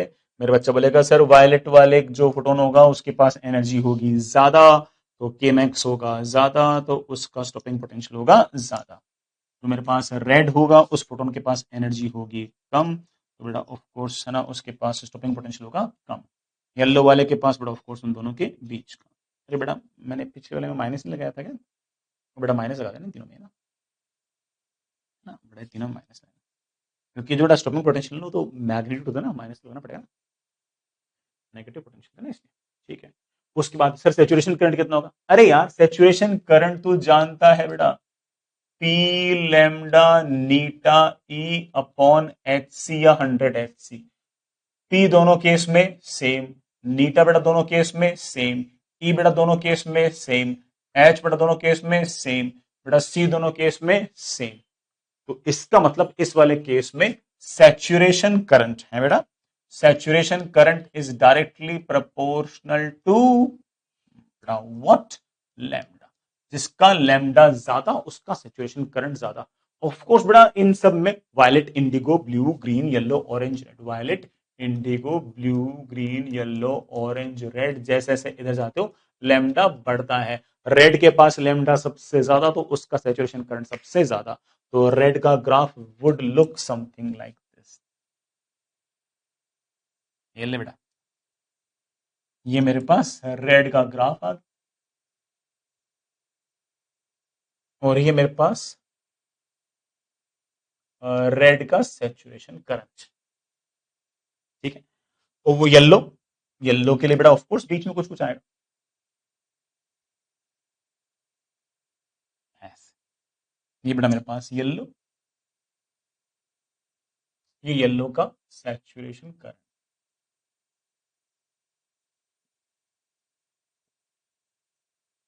ये बेटा मेरे पास येलो का सैचुरेशन करंट। और सबसे लास्ट में बेटा मेरे पास जो वायलेट है, वायलेट का ऑफ कोर्स बड़ा लेमडा सबसे छोटा तो उसका सैचुरेशन करंट सबसे कम, बड़ा उसका सैचुरेशन करंट सबसे कम, उसका graph would look something like this. कितना बड़ा बढ़िया सा एक्सप्लेन करते अपने सारा का सारा, कितना प्यारा काम किया है। ये बड़ा मेरे पास इसका सैचुरेशन, बड़ा मैं एक बात क्लियर बोलता हूँ, ये बीच में बड़ा कौन सा कहाँ इंटरसेक्ट करेगा ये नहीं बता सकते अपन यार, हम सिर्फ सैचुरेशन करंट और स्टेपिंग पोटेंशियल बता सकते हैं। बीच में मत ये बोलना कि सर ये वी इज इक्वल जीरो था तो कौन सा कम कौन सा था उसको भी एक्सप्लेन करो, वो नहीं करना है ना। ये बड़ा मेरे पास सैचुरेशन करंट किसका, वायलेट का। बल्कि मैं एक बात और बोल दूं बेटा तुम लोगों को, क्या सैचुरेशन करंट, व्हाइट यूज करता हूं, saturation current of red, saturation current of yellow, saturation current of violet, ये जो रेशो होगा बड़ा वायलेट है, ये lambda of red, lambda of yellow और लेमडा ऑफ वायलेट के बराबर। मैं एक बात और क्लियर करता हूं, सैचुरेशन करंट किसका कम होगा किसका ज्यादा होगा, ये बात पता करने के लिए ये फॉर्मूला जानना कंपलसरी नहीं था, हम बिना इस फॉर्मूले के भी कर सकते थे। कैसे, हम ऐसे कर सकते थे कि देखो पावर क्या होता है, पावर होता है नंबर ऑफ फोटॉन्स इनटू अकेले फोटोन की एनर्जी, है ना, ऐसे बोल सकते हैं ना, या फिर एच सी बाई लेमडा जैसे मन हो वैसे, चलो एच सी बाई लेमडा लिखता हूं, इनटू बड़ा व्हाट, अकेले फोटोन की energy H C by lambda. Power सब में सेम है तो मैं बड़े आराम से ऐसे कह सकता हूं कि जिसकी वेवलेंथ ज्यादा होगी बेटा उसके फोटॉन्स भी तो ज्यादा होंगे, तो रेड वाला जो होगा उसके फोटोन सबसे ज्यादा गिर रहे होंगे, तो उससे इलेक्ट्रॉन भी सबसे ज्यादा निकलेंगे। उससे इलेक्ट्रॉन अगर सबसे ज्यादा निकलेंगे तो ऑफकोर्स बेटा उससे उससे अगर इलेक्ट्रॉन अगर सबसे ज्यादा निकलेंगे तो ऑब्वियस बात है कि बड़ा उससे फोटो करंट भी तो ज्यादा निकलेगा, बड़ा उसको फोटो करंट सबसे ज्यादा होगा। सैचुरेशन वाला बड़ा बीच वाले को मैं इतना कह नहीं सकता। वायलेट वाला जो है ना उसका लैम्डा सबसे कम है, तो उसके नंबर ऑफ फोटोन सबसे कम निकलेंगे क्योंकि पावर सेम रखनी है। उसके नंबर ऑफ फोटोन सबसे कम निकलेंगे तो बड़ा ऑफकोर्स नंबर ऑफ इलेक्ट्रॉन्स कम निकलेंगे, नंबर ऑफ इलेक्ट्रॉन्स कम निकलेंगे तो ऑफकोर्स फोटो करंट कम आएगा। तो कौन सा वाला? सैचुरेशन वाला। बीच वाले को कोई ऐसे इन्फॉर्मेशन नहीं सकता, वो मेरे बस की बात नहीं। ठीक है, आई थिंक बेटा सारा समझ आ गया होगा। ठीक है, ये इस तरह का सवाल बेटा आप अगेन एडवांस्ड के अंदर बेटा एक्सपेक्ट कर सकते हो, है ना, कोई लैंग्वेज वाले सवाल में या फिर बेटा ग्राफ व्राफ के सवाल में ना। चलिए बच्चों, एक और सवाल बेटा बिल्कुल सिंपल सा सवाल है, मैं बस पढ़ देता हूँ, हालांकि मैंने इसको रेड मार्क कर रखा है, लेकिन मुझे ऐसा लगता है कि ना काफी रिपीटेटिव हो गया, तो खुद ही कर लो। The radiation of wavelength lambda is incident on a metallic surface. The stopping potential of ejected electron is 4.8 electrovolt. मेरे बच्चे ने मनी मन सोच लिया कि sir kmax is equals to 4.8 electrovolt. Equation बच्चा बनाए देगा 4.8 electrovolt equals to hc by lambda minus 5. If the same source is illuminated by radiation of double the previous wavelength, अगर बेटा मैंने lambda की जगह 2 lambda लगा दिया तो स्टॉपिंग पोटेंशियल मेरे पास 1.6 वोल्ट होगी। अगेन इक्वेशन बना देगा sir 1.6 electronvolt is equals to hc upon 2 lambda minus 5. Threshold wavelength पूछा है, थोड़ा ठीक है, दो इक्वेशन है, दो वेरिएबल है, बड़ा मेरे ख्याल से जैसे आप डिवाइड करोगे आपका फाई आ जाएगा। फाई को मेरे बड़े बच्चे आराम से एक्स बाय लेमडा थ्रेशोल्ड लिख देंगे, एक लाइन का आंसर आ जाएगा। ठीक है, अगेन बेटा है ना, मुझे ऐसा लगता है कि मैं इस तरह के सवाल खूब करा चुका हूँ, अब बेटा ठीक है मेरा ऐसा कराने का मन है नहीं। अगेन मैं तो सिर्फ दिखाने की कोशिश कर रहा था कि देखो सारे रेड मार्क वाले जो क्वेश्चन है ना वो भी इतने आसान है, तो बाकी तो और आसान होंगे ना। मैं सिर्फ बात प्रूव करने के लिए बेटा मैं सवाल लेके आऊँ, अदरवाइज रिपीटेटिव है यार, है ना। थोड़ा बेटा तुम ये तो सोचो कि यार रिपीटेटिव क्वेश्चन कराने वाले क्या कराऊं बेटा, मैंने इससे बेटर सवाल तुम्हें करा दिए। Monochromatic neon light with wavelength this much illuminates photosensitive material. अब देखो इस तरह के शब्द यूज कर लेते हैं, फोटोसेंसिटिव, नियॉन लैम्प, इससे क्या हो गया यार, ठीक है, इससे फर्क क्या पड़ जाएगा। Material has stopping potential of 0.4 volt. बच्चा बोल देगा सर सीधी सी बात है 0.4 वोल्ट अगर मान लो कि वीएस है तो एनर्जी हो जाएगी 0.4 volt electronvolt, that is equals to HC by lambda minus 5। बेटा लैम्डा आपके पास ही रहा, एचसी को अगर तुम चाहो तो बेटा 1242 इलेक्ट्रोवोल्ट नैनोमीटर में लिख सकते हो, जिससे नैनोमीटर नैनोमीटर क्या हो जाएगा, cancel. What will be the stopping voltage if the source light is changed with another source of wavelength this much? अब नया लैम्डा अगर ये आ गया तो आपके पास स्टॉपिंग पोटेंशियल क्या होगा, वही फॉर्मूला वापस से लगा दो, दोनों केस में बड़ा माइनस करोगे तो फाइव आपका गैप जाएगा, फटाक से आपका आंसर आ जाएगा। तो सिर्फ दिखाना चाह रहा हूँ बड़ा इस तरह के सवाल पूछ रहे हैं, और सवाल रेड मार्क वाला है, रेड मार्क वाला सवाल है, और उसके लिए मैं बोल रहा हूँ कि ये भी आसान है। आगे चलते बेटा, नेक्स्ट इज छोटा सा topic, that is radiation force. हाँ, रेडिएशन फोर्स बेटा बिल्कुल एकदम सिंपल सा फॉर्मूला बेस्ड कॉन्सेप्ट है, सुनिएगा।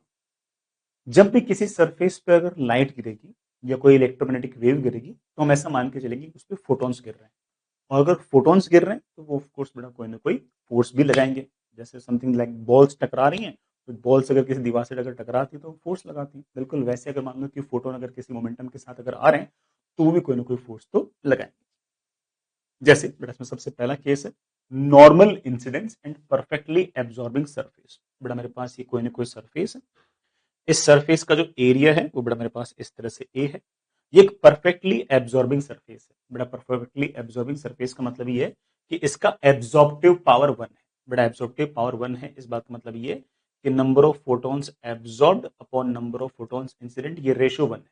ये रेशियो 1 होने का मतलब क्या हो गया कि जितने फोटॉन्स इंसिडेंट होंगे उतने ही फोटॉन्स आपके पास एब्जॉर्ब होंगे। आर की वैल्यू 0 है, इसका मतलब कोई भी रिफ्लेक्शन नहीं है, सब एब्जॉर्ब्ड ही है। जो लाइट गिर रही है बेटा उसके पास इंटेंसिटी आई है और उसके पास वेवलेंथ लैम्डा है। बेटा इंटेंसिटी ऐसे है और बेटा एरिया वेक्टर भी ऐसे है, तो जो पावर आएगा बेटा that will be intensity into area into cos of 0, तो आपके पास पावर आ जाएगा आई इनटू ए।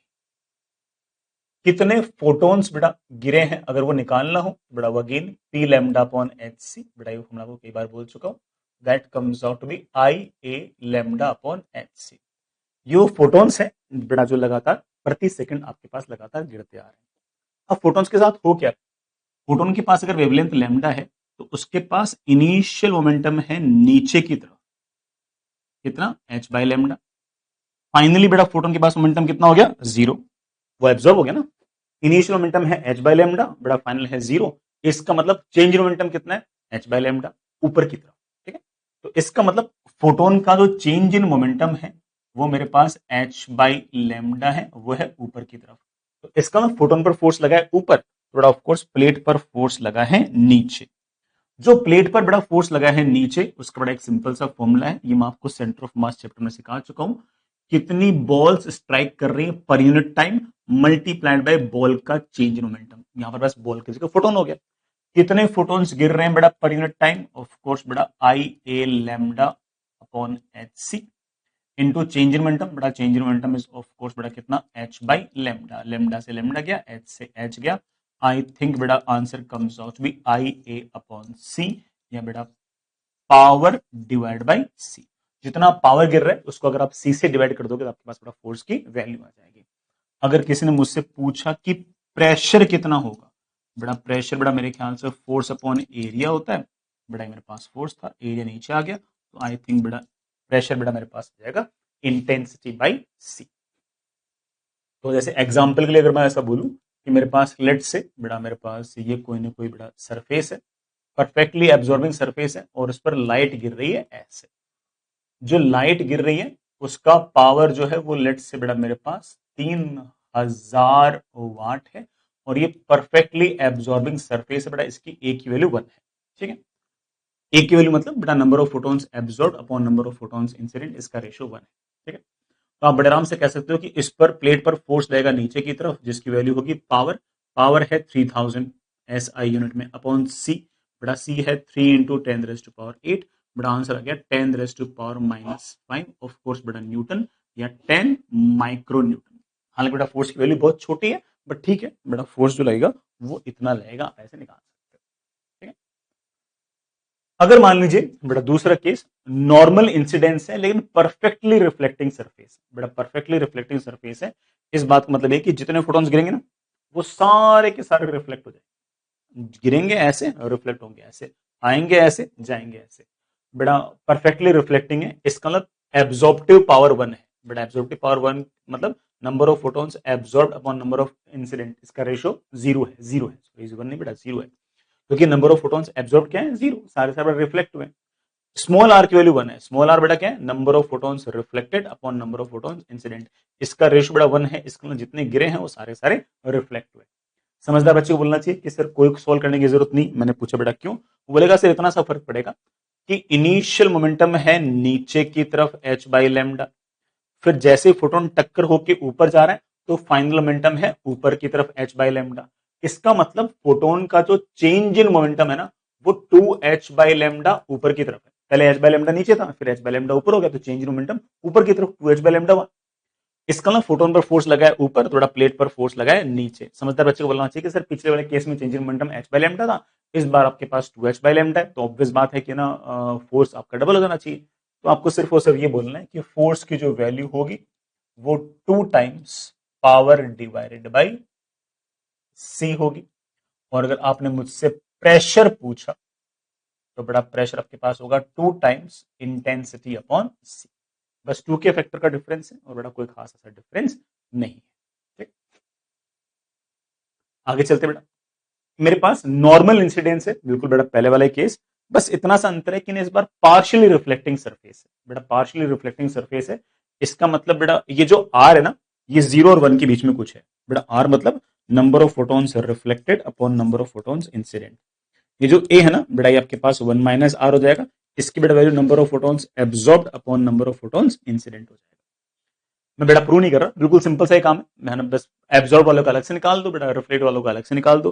कुल मिलाकर आपके पास बेटा जो फोर्स आएगा उसकी जो वैल्यू आएगी वो आपके पास आएगी बेटा 1 + r into power divided by C.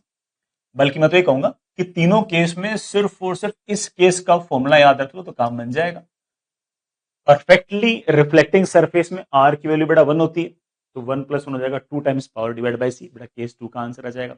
Perfectly absorbing वाले में बेटा स्मॉल आर आपका 0 था, तो बेटा इसको 0 रखते बेटा पावर डिवाइड बाई सी, पहले वाले केस का आंसर आ जाएगा। तो ये सबसे बेस्ट है अगर किसी को याद रखना हो तो। इस केस में अगर बेटा किसी ने अगर मुझसे पूछा कि प्रेशर कितना होगा बेटा, प्रेशर ऑफ कोर्स बेटा इंटेंसिटी को हम लिख देंगे, सो बेटा पावर को लिख देंगे इंटेंसिटी इनटू एरिया, एरिया नीचे आ जाएगा, मेरे पास फॉर्मूला बन जाएगा 1 plus R into intensity divide by C, बेटा मेरे पास ये प्रेशर की वैल्यू आ जाएगी। मैं इस पे बेटा आपको एक छोटा सा सवाल करके दिखा देता हूँ। मेरे पास ये कोई बेटा सरफेस है और ऐसी सरफेस है जिसका एब्जॉर्प्टिव पावर बेटा लेट से 0.3 है, इस पर लाइट गिर रही बेटा ऐसे,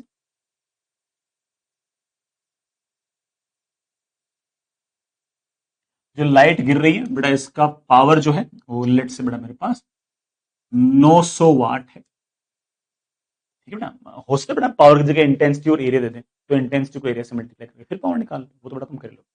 और मुझसे पूछ रहे बताओ कि इस प्लेट पर कितना रेडिएशन का फोर्स लगेगा, मतलब जो फोटोन्स टकरा रहे हैं उसी कारण कितना फोर्स आएगा। तो बच्चों को बोलना चाहिए कि सर फोर्स आएगा, सर ये तो परफेक्टली एब्जॉर्बिंग नहीं है, पार्शियली रिफ्लेक्टिंग पार्शियली एब्जॉर्बिंग है, तो फोर्स आएगा 1 plus R into power divide by C. R कितना होगा बेटा, आर मैं बता चुका हूं, ए और आर का जो सम होगा बेटा वो हमेशा 1 होगा, तो ए अगर 0.3 है तो आर बेटा 0.7 है, तो मेरे पास क्या आ गया बेटा 1 प्लस 0.7 इंटू पावर बेटा पावर है 900 डिवाइड बाई 3 इंटू 10⁻⁸ बेटा कितना हो गया 1.7 इंटू 3 इंटू 10⁻⁻⁶, आई थिंक बेटा 5.1 इंटू 10⁻⁻⁶ न्यूटन या 5.1 माइक्रो न्यूटन, ये बेटा मेरे पास बेटा। इस तरह कोई सवाल आए फटाक से कर देना, कोई दिक्कत नहीं है। आगे चलते, नेक्स्ट इज बेटा एक छोटा सा पॉइंट और, दैट इज मैटर वेव या फिर बेटा de Broglie, sorry de Broglie wave. Matter wave या डी ब्रोगी के सवाल बेटा केमिस्ट्री के अंदर भी पूछ सकते हैं, केमिस्ट्री के अंदर भी एग्जैक्टली सेम सवाल पूछते हैं, चाहे यहां पढ़ लो चाहे केमिस्ट्री में पढ़ लो एक ही बात, और बिल्कुल सिंपल सीधे सपाट से सवाल है। मैं देखो ना बहुत ज्यादा एक्सप्लेन नहीं करूंगा, है ना, क्योंकि मैं तो सिर्फ और सिर्फ है ना अभी तो किसमें इंटरेस्टेड हूं कि मेरे बच्चों से जेई मेन का सवाल बन जाए। अदरवाइज अगर मैं इस पे एक्सप्लेनेशन पे आऊं तो मैं ये जो मैटर वेव या डी ब्रोगी वेव है ये तो अपने आप में इतना interesting intriguing kind of topic है कि it is something like door to quantum physics, मतलब क्वांटम फिजिक्स की जो गहराई है मुझे कई बार ऐसा लगता है कि जैसे डी ब्रोगी वेव से ही स्टार्ट होती है, या फिर चलो स्टार्ट नहीं होती तब भी ऐसा कह सकते हैं कि it is very important part of that. तो है ना, एंड मेरा ऐसा कई बार मन भी करता है कि मैं बहुत अच्छे से क्वांटम फिजिक्स पढ़ाऊं, बट कई बार अगेन है ना जो सिलेबस की लाचारी है ना वो कई बार रोक लेती है, तो अगेन मैं रुक ही जाता हूँ, है ना। तो जो मुद्दे पे आता हूँ कि भाई सवाल किससे बने, ठीक है। बट अगेन आप में से अगर मान लो कोई बच्चा अगर मान लो कभी IIT वाईआईटी जाएगी किसी ढंग के कॉलेज अगर जाके और क्वांटम फिजिक्स अगर पढ़े तो बेटा दैट इज रियली गुड, है ना, और वो बहुत ही बढ़िया अच्छे टॉपिक है। मैंने भी 4 साल खूब पढ़े, हालांकि आज तो इतने यूज नहीं आते मेरे, मैं ऐसा कोई काम नहीं करता कि उसके बहुत ज़्यादा यूज आज के दिन आए, बट ठीक है ना, उससे काफ़ी ज़्यादा ऐसे है ना पर्सपेक्टिव्स मिलते हैं, है ना, चीज़ों को सोचने के ना। तो ये तो बेटा ठीक है, मैं तो ऐसे ही बताने की कोशिश कर रहा हूँ कि मैं फिर सिर्फ और सिर्फ फॉर्मूले पे आ रहा हूँ ना। आइंस्टाइन सर ने एक बात कही, और अगेन डी ब्रोगी सर बेटा साइंटिस्ट थे, उन्होंने एक बात कही कि जैसे फोटोन है वो लाइट और वेव दोनों की, वेव और पार्टिकल दोनों की तरह बिहेव कर सकता है, एग्जैक्टली वैसे ही दुनिया के सारे पार्टिकल वेव की तरह भी बिहेव कर सकते हैं। ऑल्दो उनका जो वेव नेचर है वो हो सकता है कि हमें अभी ना दिख रहा हो, लेकिन अगर सिचुएशंस को अगर चेंज किया जाए, उन पार्टिकल्स को बहुत तेज भगाया जाए, तो वो वेव्स की तरह भी बिहेव कर सकते हैं। तो आई hope you get the point कि कैसे उन लोगों ने जो फोटोन की जो थ्योरी थी ना उसको एक्स्ट्रापोलेट करके बाकी चीजों पर भी अप्लाई करने की कोशिश की, और एक बहुत ही फेमस एक्सपेरिमेंट हुआ, दैट इज बेटा डेविसन जर्मर एक्सपेरिमेंट। अब बेटा ये एक्सपेरिमेंट जो है ये हमारी एनसीईआरटी के पेजेस से काट दिया गया, अदरवाइज एक्सट्रीमली ब्यूटीफुल एक्सपेरिमेंट, और मैंने इसका ऐसे जो लॉन्ग लेक्चर्स है उसमें काफी बड़े से डिटेल्स में इसको एक्सप्लेन भी कर रखा है, बट है ना अब इतनी आवश्यकता नहीं है। बट इस डेविसन जर्मर एक्सपेरिमेंट ने ये प्रूव किया कि अगर मैं किसी इलेक्ट्रॉन को अगर मैं बहुत ही फास्ट भगाऊं, बहुत ही हाई स्पीड पे अगर भगाऊं, तो ये जो इलेक्ट्रॉन है इसका वेव नेचर जो है वो एग्जिबिट होना स्टार्ट हो जाता है। जिस इलेक्ट्रॉन को पहले हम एक पार्टिकल मान रहे थे, वही एक तरीके से वेव की तरह बिहेव करना स्टार्ट कर देते थे। ये बात हम पहले फोटोन के लिए बोल रहे थे, यही बात हम इलेक्ट्रॉन के लिए बोलने लग गए। तो जब लोगों ने कहा कि जब इलेक्ट्रॉन के लिए बोल सकते हो, प्रोटॉन के लिए बोल सकते हो, तो प्रोटॉन के लिए क्यों नहीं बोल सकते, न्यूक्लियस के लिए क्यों नहीं बोल सकते, एटम के लिए क्यों नहीं बोल सकते, मॉलिक्यूल के लिए क्यों नहीं बोल सकते, और गैस मॉलिक्यूल के लिए क्यों नहीं बोल सकते, किसी बॉल के लिए क्यों नहीं बोल सकते। और फिर वहां से जाकर बड़े हमारे पास जो थ्योरी आई वही हमारे पास डीप होगी वेवलेंथ या फिर मैटर वेव, कि the matter is behaving like a wave and if it is behaving like a wave what will be it's wavelength. ये कहा मैंने, बहुत ही बेटा ऐसे लेमन टर्म्स में बोला है। Again I could have explained it very beautifully, but उसके मुझे समय चाहिए था एंड जरूरत भी चाहिए थी, ना तो बड़ा जरूरत है ना समय, ठीक। बट तुम्हें आइडिया लग गया होगा सर क्या। डेविसन जर्मर एक्सपेरिमेंट ने प्रूव किया कि इलेक्ट्रॉन जो है वो वेव की तरह बिहेव कर सकता है। जेजे थॉमसन सर पहले से प्रूव कर चुके थे कि इलेक्ट्रॉन पार्टिकल है। जेजे थॉमसन के जो बेटे थे उन्होंने ये प्रूव किया बाद में किसी एक्सपेरिमेंट के थ्रू कि इलेक्ट्रॉन जो है वो वेव है, और उसकी वेव की थ्योरी को एक्सप्लेन भी किया। जेजे थॉमसन सर को नोबेल प्राइज मिला सिर्फ तो नहीं, लेकिन इलेक्ट्रॉन को पार्टिकल मानने के लिए, और उनके बेटे को नोबेल प्राइज मिला इलेक्ट्रॉन को वेव मानने के लिए। दोनों बाप बेटे मिलकर है ना क्या चूना लगा रहे हैं, है ना, नोबेल प्राइज वालों को। नहीं, चूना नहीं लगा रहे, सच बता रहे हैं, दोनों बाप बेटों ने सही कहा। एंड अगेन इलेक्ट्रॉन जो है वो अलग अलग सिचुएशन पर वेव की तरह और अलग अलग सिचुएशन पर वेव की तरह बिहेव कर सकता है। It depends on the observation, it depends on the experimental setup, it depends on the situation. The same way the photon can behave like a wave as well as particle. YDS में experiment करते हैं, we are very sure it is a wave. जब हम photo electric effect करते हैं, we are equally sure it is a particle. I hope you get the point. But again बेटा और बातें बोली जा सकती है, बट अगेन मैं तो बड़ा सिर्फ सिर्फ फॉर्मूला को बढ़ा। तो फिर से बोल रहा हूं बेटा, हर पार्टिकल जो है वो वेव की तरह वेव कर सकती है। हर मैटर, हर मैटर जो है ना वो एक वेव की तरह बिहेव कर सकती है, और उस वेव की जो वेवलेंथ होगी बेटा, that wavelength is known as your de Broglie wavelength. और इस बेटा वेवलेंथ का बहुत ही सिंपल सा फॉर्मूला है, lambda is equals to H upon momentum. हालांकि समझदार बच्चा बोलेगा कि सर आपने तो वही फॉर्मूला लिख दिया जो आप फोटोन के लिए लिखते थे। सही बात है, फोटोन के लिए मोमेंटम लिखा था P is equals to H by lambda, यहाँ पर लेमडा लिख दिया कि एच इक्वल्स टू ऐसे बेटा lambda is equals to H upon P. Of course बेटा मैं पी को बड़े आराम से लिख सकता हूँ root of 2 times mass of kinetic, mass into kinetic energy. इसी बेटा काइनेटिक एनर्जी को मैं ऐसे भी लिख सकता हूँ root of 2 into M into, अगर बेटा वो चार्ज पार्टिकल है तो क्यू इंटू वी। क्यू मतलब बेटा चार्ज जिसकी तुम बात कर रहे हो, वी मतलब बेटा जिस पोटेंशियल डिफरेंस से अपन ने उसको एक्सेलरेट कराया। बेटा ये टर्म्स मैं आपको कई बार सिखा चुका हूँ, मैग्नेटिज्म वगैरह भी सिखा चुका हूँ कि काइनेटिक एनर्जी को हम क्यू इंटू वी वगैरह क्यों लिखते हैं, इलेक्ट्रोस्टैटिक में सिखा चुका हूँ। This is the potential difference through which Q is accelerated. Charge को बेटा एक्सेलरेट करने के लिए अगर मैंने कोई पोटेंशियल डिफरेंस वी लगाया तो उसके पास काइनेटिक एनर्जी बेटा क्यू इंटू वी हो जाएगी। प्राइमरली बेटा फॉर्मूला मेरे पास ऑफ कोर्स बेटा ये है, फिर ठीक है फॉर्मूला तो अलग अलग सोच ही लेंगे। मोमेंटम को बेटा रूट 2 एम के लिख सकते हैं, चार्ज बेटा मान लो एक्सेलरेट किया पोटेंशियल डिफरेंस में तो काइनेटिक एनर्जी को क्यू इंटू वी लिख सकते हैं। सो ठीक है, ये बेटा मेरे पास डी ब्रॉगी वेवलेंथ का फॉर्मूला है। फॉर्मूला से सारे सवाल बेटा आराम से बन जाते हैं, कोई दिक्कत नहीं आती। ठीक है, चलिए बेटा next is de Broglie wavelength of electron. मेरे पास बेटा कोई ना कोई इलेक्ट्रॉन है ऐसे,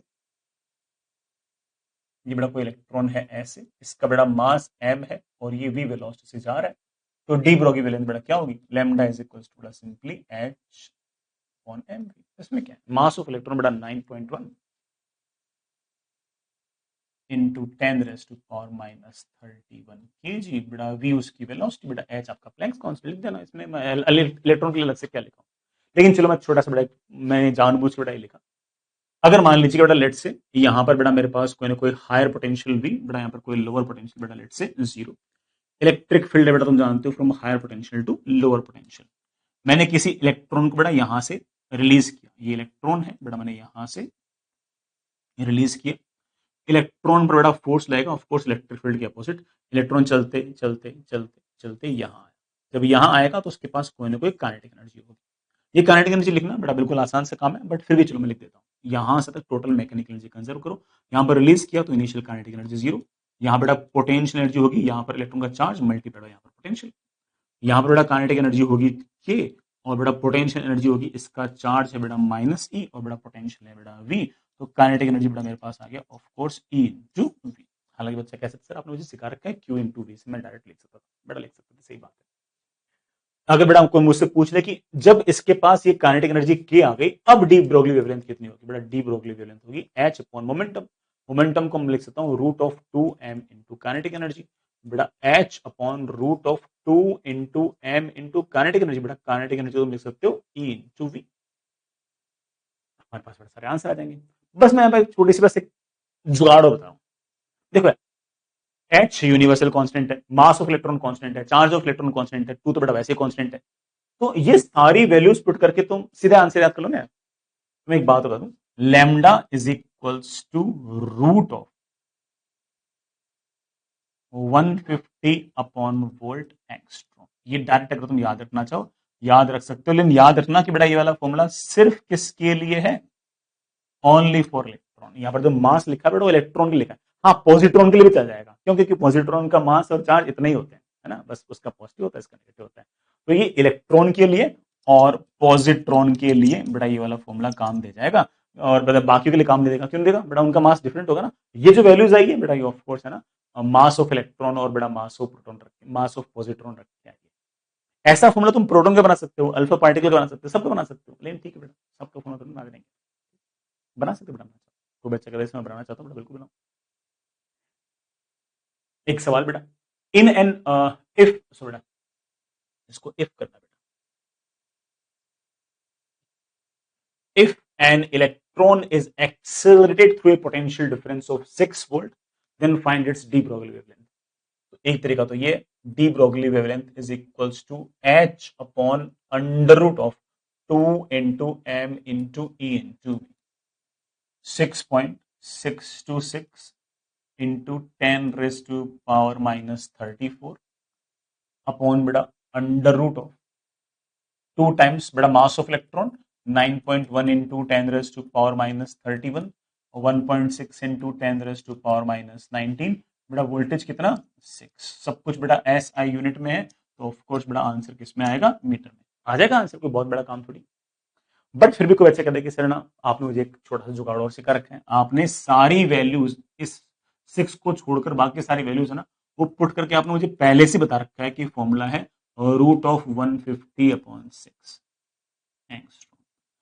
बेटा 150 अपॉन 6, बेटा 150 upon 6 comes out of course 25 के रूट का एंगस्ट्रॉम, 25 का जो रूट होगा दैट इज ऑफ कोर्स 5, तो ऑब्वियस बात है बेटा de Broglie wavelength comes out to be 5 angstrom, simple. ऐसे बेटा फॉर्मूले प्रोटॉन के अल्फा पार्टिकल के सबके बन सकते हैं बेटा, किसी पास टाइम बना भी लेना, ठीक बनाना चाहो बना सकते हो, लेकिन मेरे पास कोई खास यूज लगा नहीं, मुझे तो इसका भी कोई खास यूज नहीं लगा, लेकिन ठीक है बता दिया। नेक्स्ट इज बेटा एक और सवाल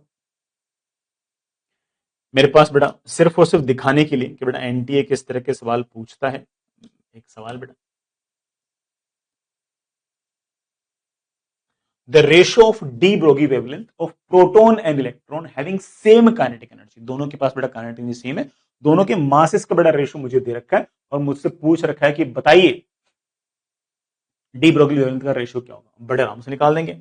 lambda is equals to H upon M V, M V नहीं बेटा एम वी को रूट ऑफ 2m के लिखो, ऐसा क्यों लिखा, क्योंकि बोल रखा है कि काइनेटिक एनर्जी दोनों केस में सेम है, तो काइनेटिक एनर्जी से कंपैरिजन करना है, तो ऐसे लिख दो।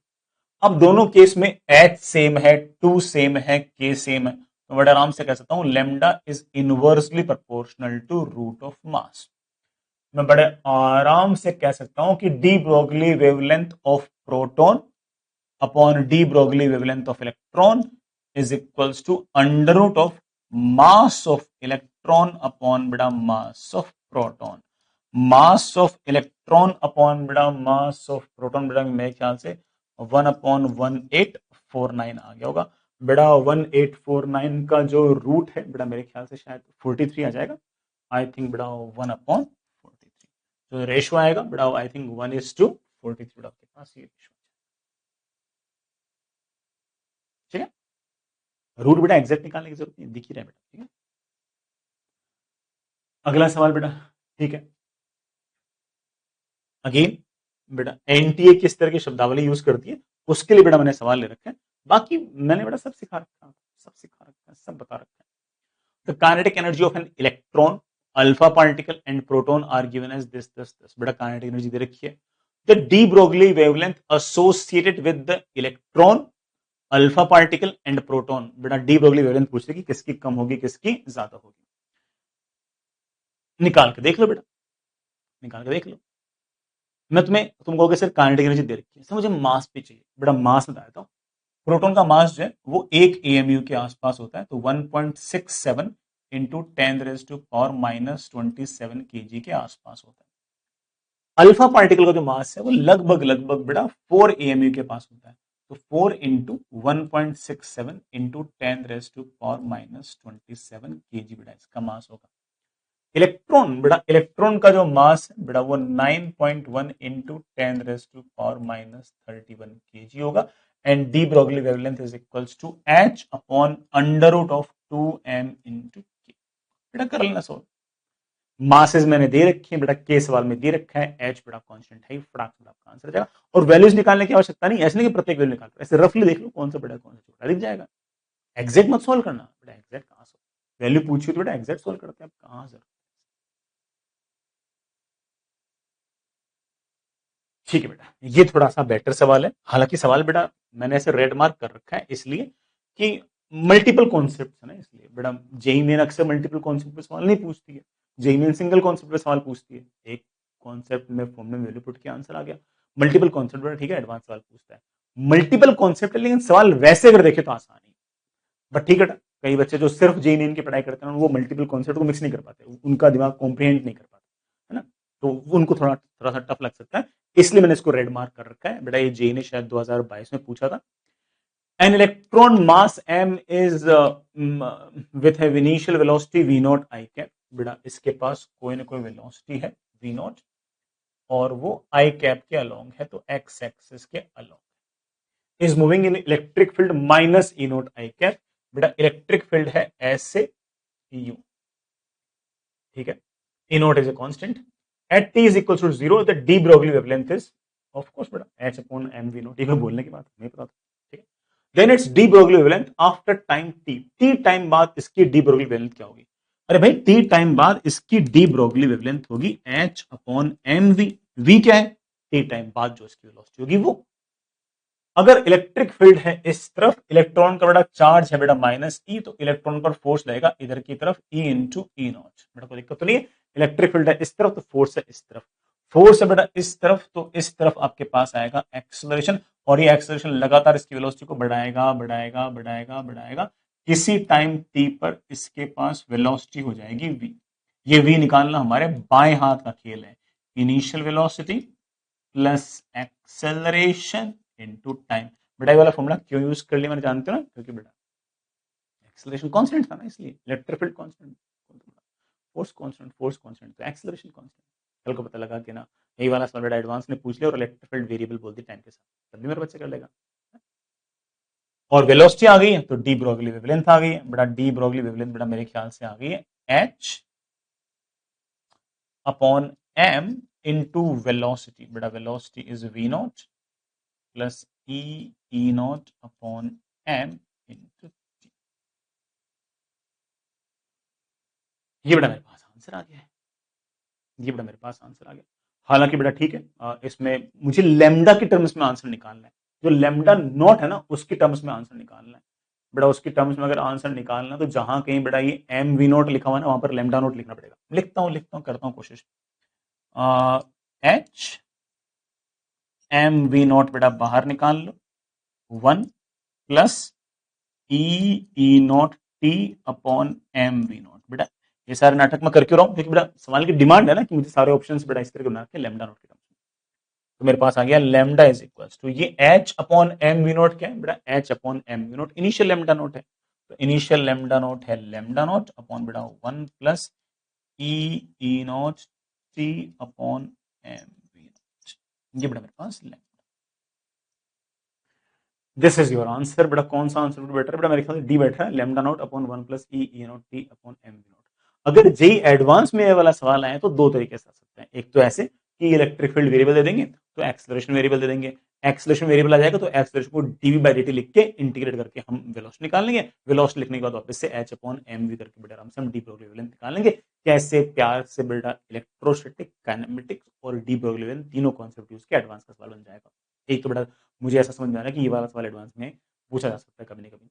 एक मैं सवाल और बना रहा हूं कि उसमें कोई मुझसे ये पूछ ले सवाल के अंदर ये सेम सवाल और पूछे टी टाइम बाद डी ब्रोगली वेवलेंथ के चेंज होने की रेट निकालो, बस इतना सा पूछ लिया।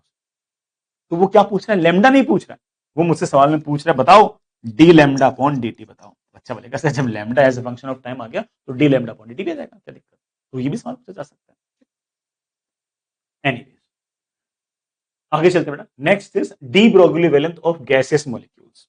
हालांकि बच्चा बोलेगा कि सर क्या फालतू काम कर रहे हो, इसे इसकी हेडिंग की क्या क्या आवश्यकता थी? जब मैं समझ ही गया हूं कि de Broglie wavelength H upon M V होता है, फिर H upon root two M के होता है, तो सर मैं तो किसी पार्टिकल निकाल लूंगा, गैसियस पार्टिकल भी मैं निकाल लूंगा, कोई दिक्कत नहीं। हाँ सही बात बेटा, आप किसी पार्टिकल निकाल सकते हो, कोई दिक्कत नहीं है। बट फिर मैं हल्का सा और बता देता हूँ। मेरे पास बेटा मान लीजिए कि मेरे पास कोई गैसियस पार्टिकल है और किसी डब्बे में कोई गैसियस पार्टिकल है और वो किसी न किसी काइनेटिक एनर्जी से इस तरह से बेटा लगातार जाए जा रहे हैं। किसी डब्बे में अगर गैसियस पार्टिकल हैं तो हर गैस के पार्टिकल के पास स्पीड बराबर हो ऐसा जरूरी नहीं है। उनके पास बड़ा स्पीड रैंडमली बेटा कुछ भी हो सकती है, जीरो से लेके इंफिनिटी तक, ऐसे कहते हैं जीरो से लेके सी तक। बट हम एक V R M S time speed बेटा ऐसे मानते हैं एवरेज कि पार्टिकल जो है ना वो किसी न किसी एवरेज स्पीड से जा रही है और सबसे ज्यादा जो इफेक्टिव स्पीड है बेटा वो होती है आरएमएस स्पीड। आरएमएस बेटा स्पीड का बेटा फॉर्मूला होता है root of 3 RT upon molar mass. बेटा एम मतलब गैस का मोलर मास, मैं लिख देता हूं कैपिटल एम इज मोलर मास।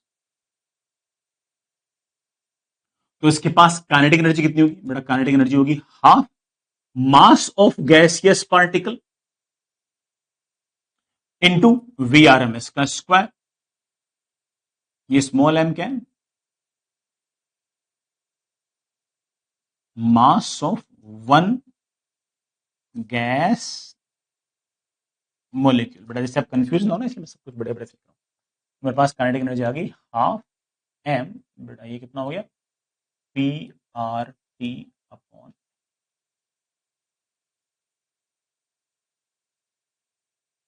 ठीक है। हाफ बेटा ठीक है। मास ऑफ गैस पार्टिकल को बेटा मैं मोलर मास अपॉन अवेगेड्रो नंबर भी लिख सकता हूं। बेटा 3 RT वैसा का वैसा, मोलर मास बेटा वैसा का, मोलर मास बेटा कैंसिल। बेटा ये R अपॉन एन ए जो ना इसे हम बोल्ट्जमैन कांस्टेंट भी लिखते हैं। बेटा मेरे पास ये आ गया 3/2 के।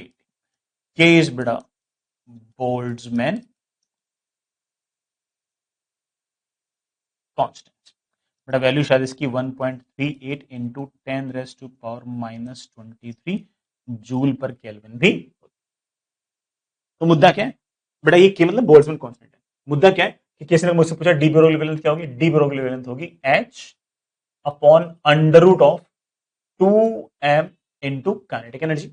काइनेटिक एनर्जी कितनी है? काइनेटिक एनर्जी है 3/2 के टी। अब बेटा के याद रखना बोल्ट्जमैन कांस्टेंट, 2 से बेटा 2 कैंसिल, तो that comes out to be h upon under root of बेटा what 3 times m into K. m क्या है? एक अकेले गैसेस पार्टिकल का मास, जिसे molar mass upon Avogadro number भी लिख सकते हैं। हालांकि बेटा ठीक है, इसमें मुझे कोई ऐसा फॉर्मूला लिखने की आवश्यकता थी नहीं बेटा, ये तो ठीक है, दो अलग अलग चैप्टर कॉन्सेप्ट है, मिक्स बन सकता है। मैं इसको और अच्छा बना सकता हूँ बेटा, वैसे अगर तुम चाहो तो मैं इसको लिख सकता हूँ h upon under root of 3 times अकेले गैस पार्टिकल के मास को लिख सकता हूँ molar mass upon Avogadro number. K को बेटा मैं लिख सकता हूँ r अपॉन अवोगाड्रो नंबर। अरे मैं एक बात बोलना भूल गया, हाँ मैं ही बोलना चाह रहा था कि 3/2 केटी है ना, ये हो सकता है किसी बच्चे को पहले से याद हो। जैसे किसी भी गैसेस पार्टिकल के pass on an average translational kinetic energy जो है ना वो 3/2 केटी होती है, और ये हम डिग्री ऑफ फ्रीडम या फिर जो इक्विपार्टीशन लॉस में पढ़ते हैं, तो कोई वजह डाइट भी कर सकते हैं। ठीक है, मैंने बड़ा फिर भी हल्का फुल्का ऐसे एक्सप्लेन किया, बट जरूरत है ना। बेटा ये Na ऊपर चला गया तो मेरे पास डी ब्रोगली वेवलेंथ आ गई है Na Avogadro number into H upon root of 3 times MRT। और भी बेटा फॉर्म लिख सकते हैं ना ऐसे, ठीक है। बाकी बेटा ठीक है, गैसेस स्टेट वाले बेटा खूब सारी फॉर्म्स हैं, आपस में कन्वर्जन वगैरह 50 तरह कर सकते हो, ठीक है। कूल। बड़ा इस बात पे एक छोटा सवाल, find ratio of D Broglie wavelength of hydrogen gas.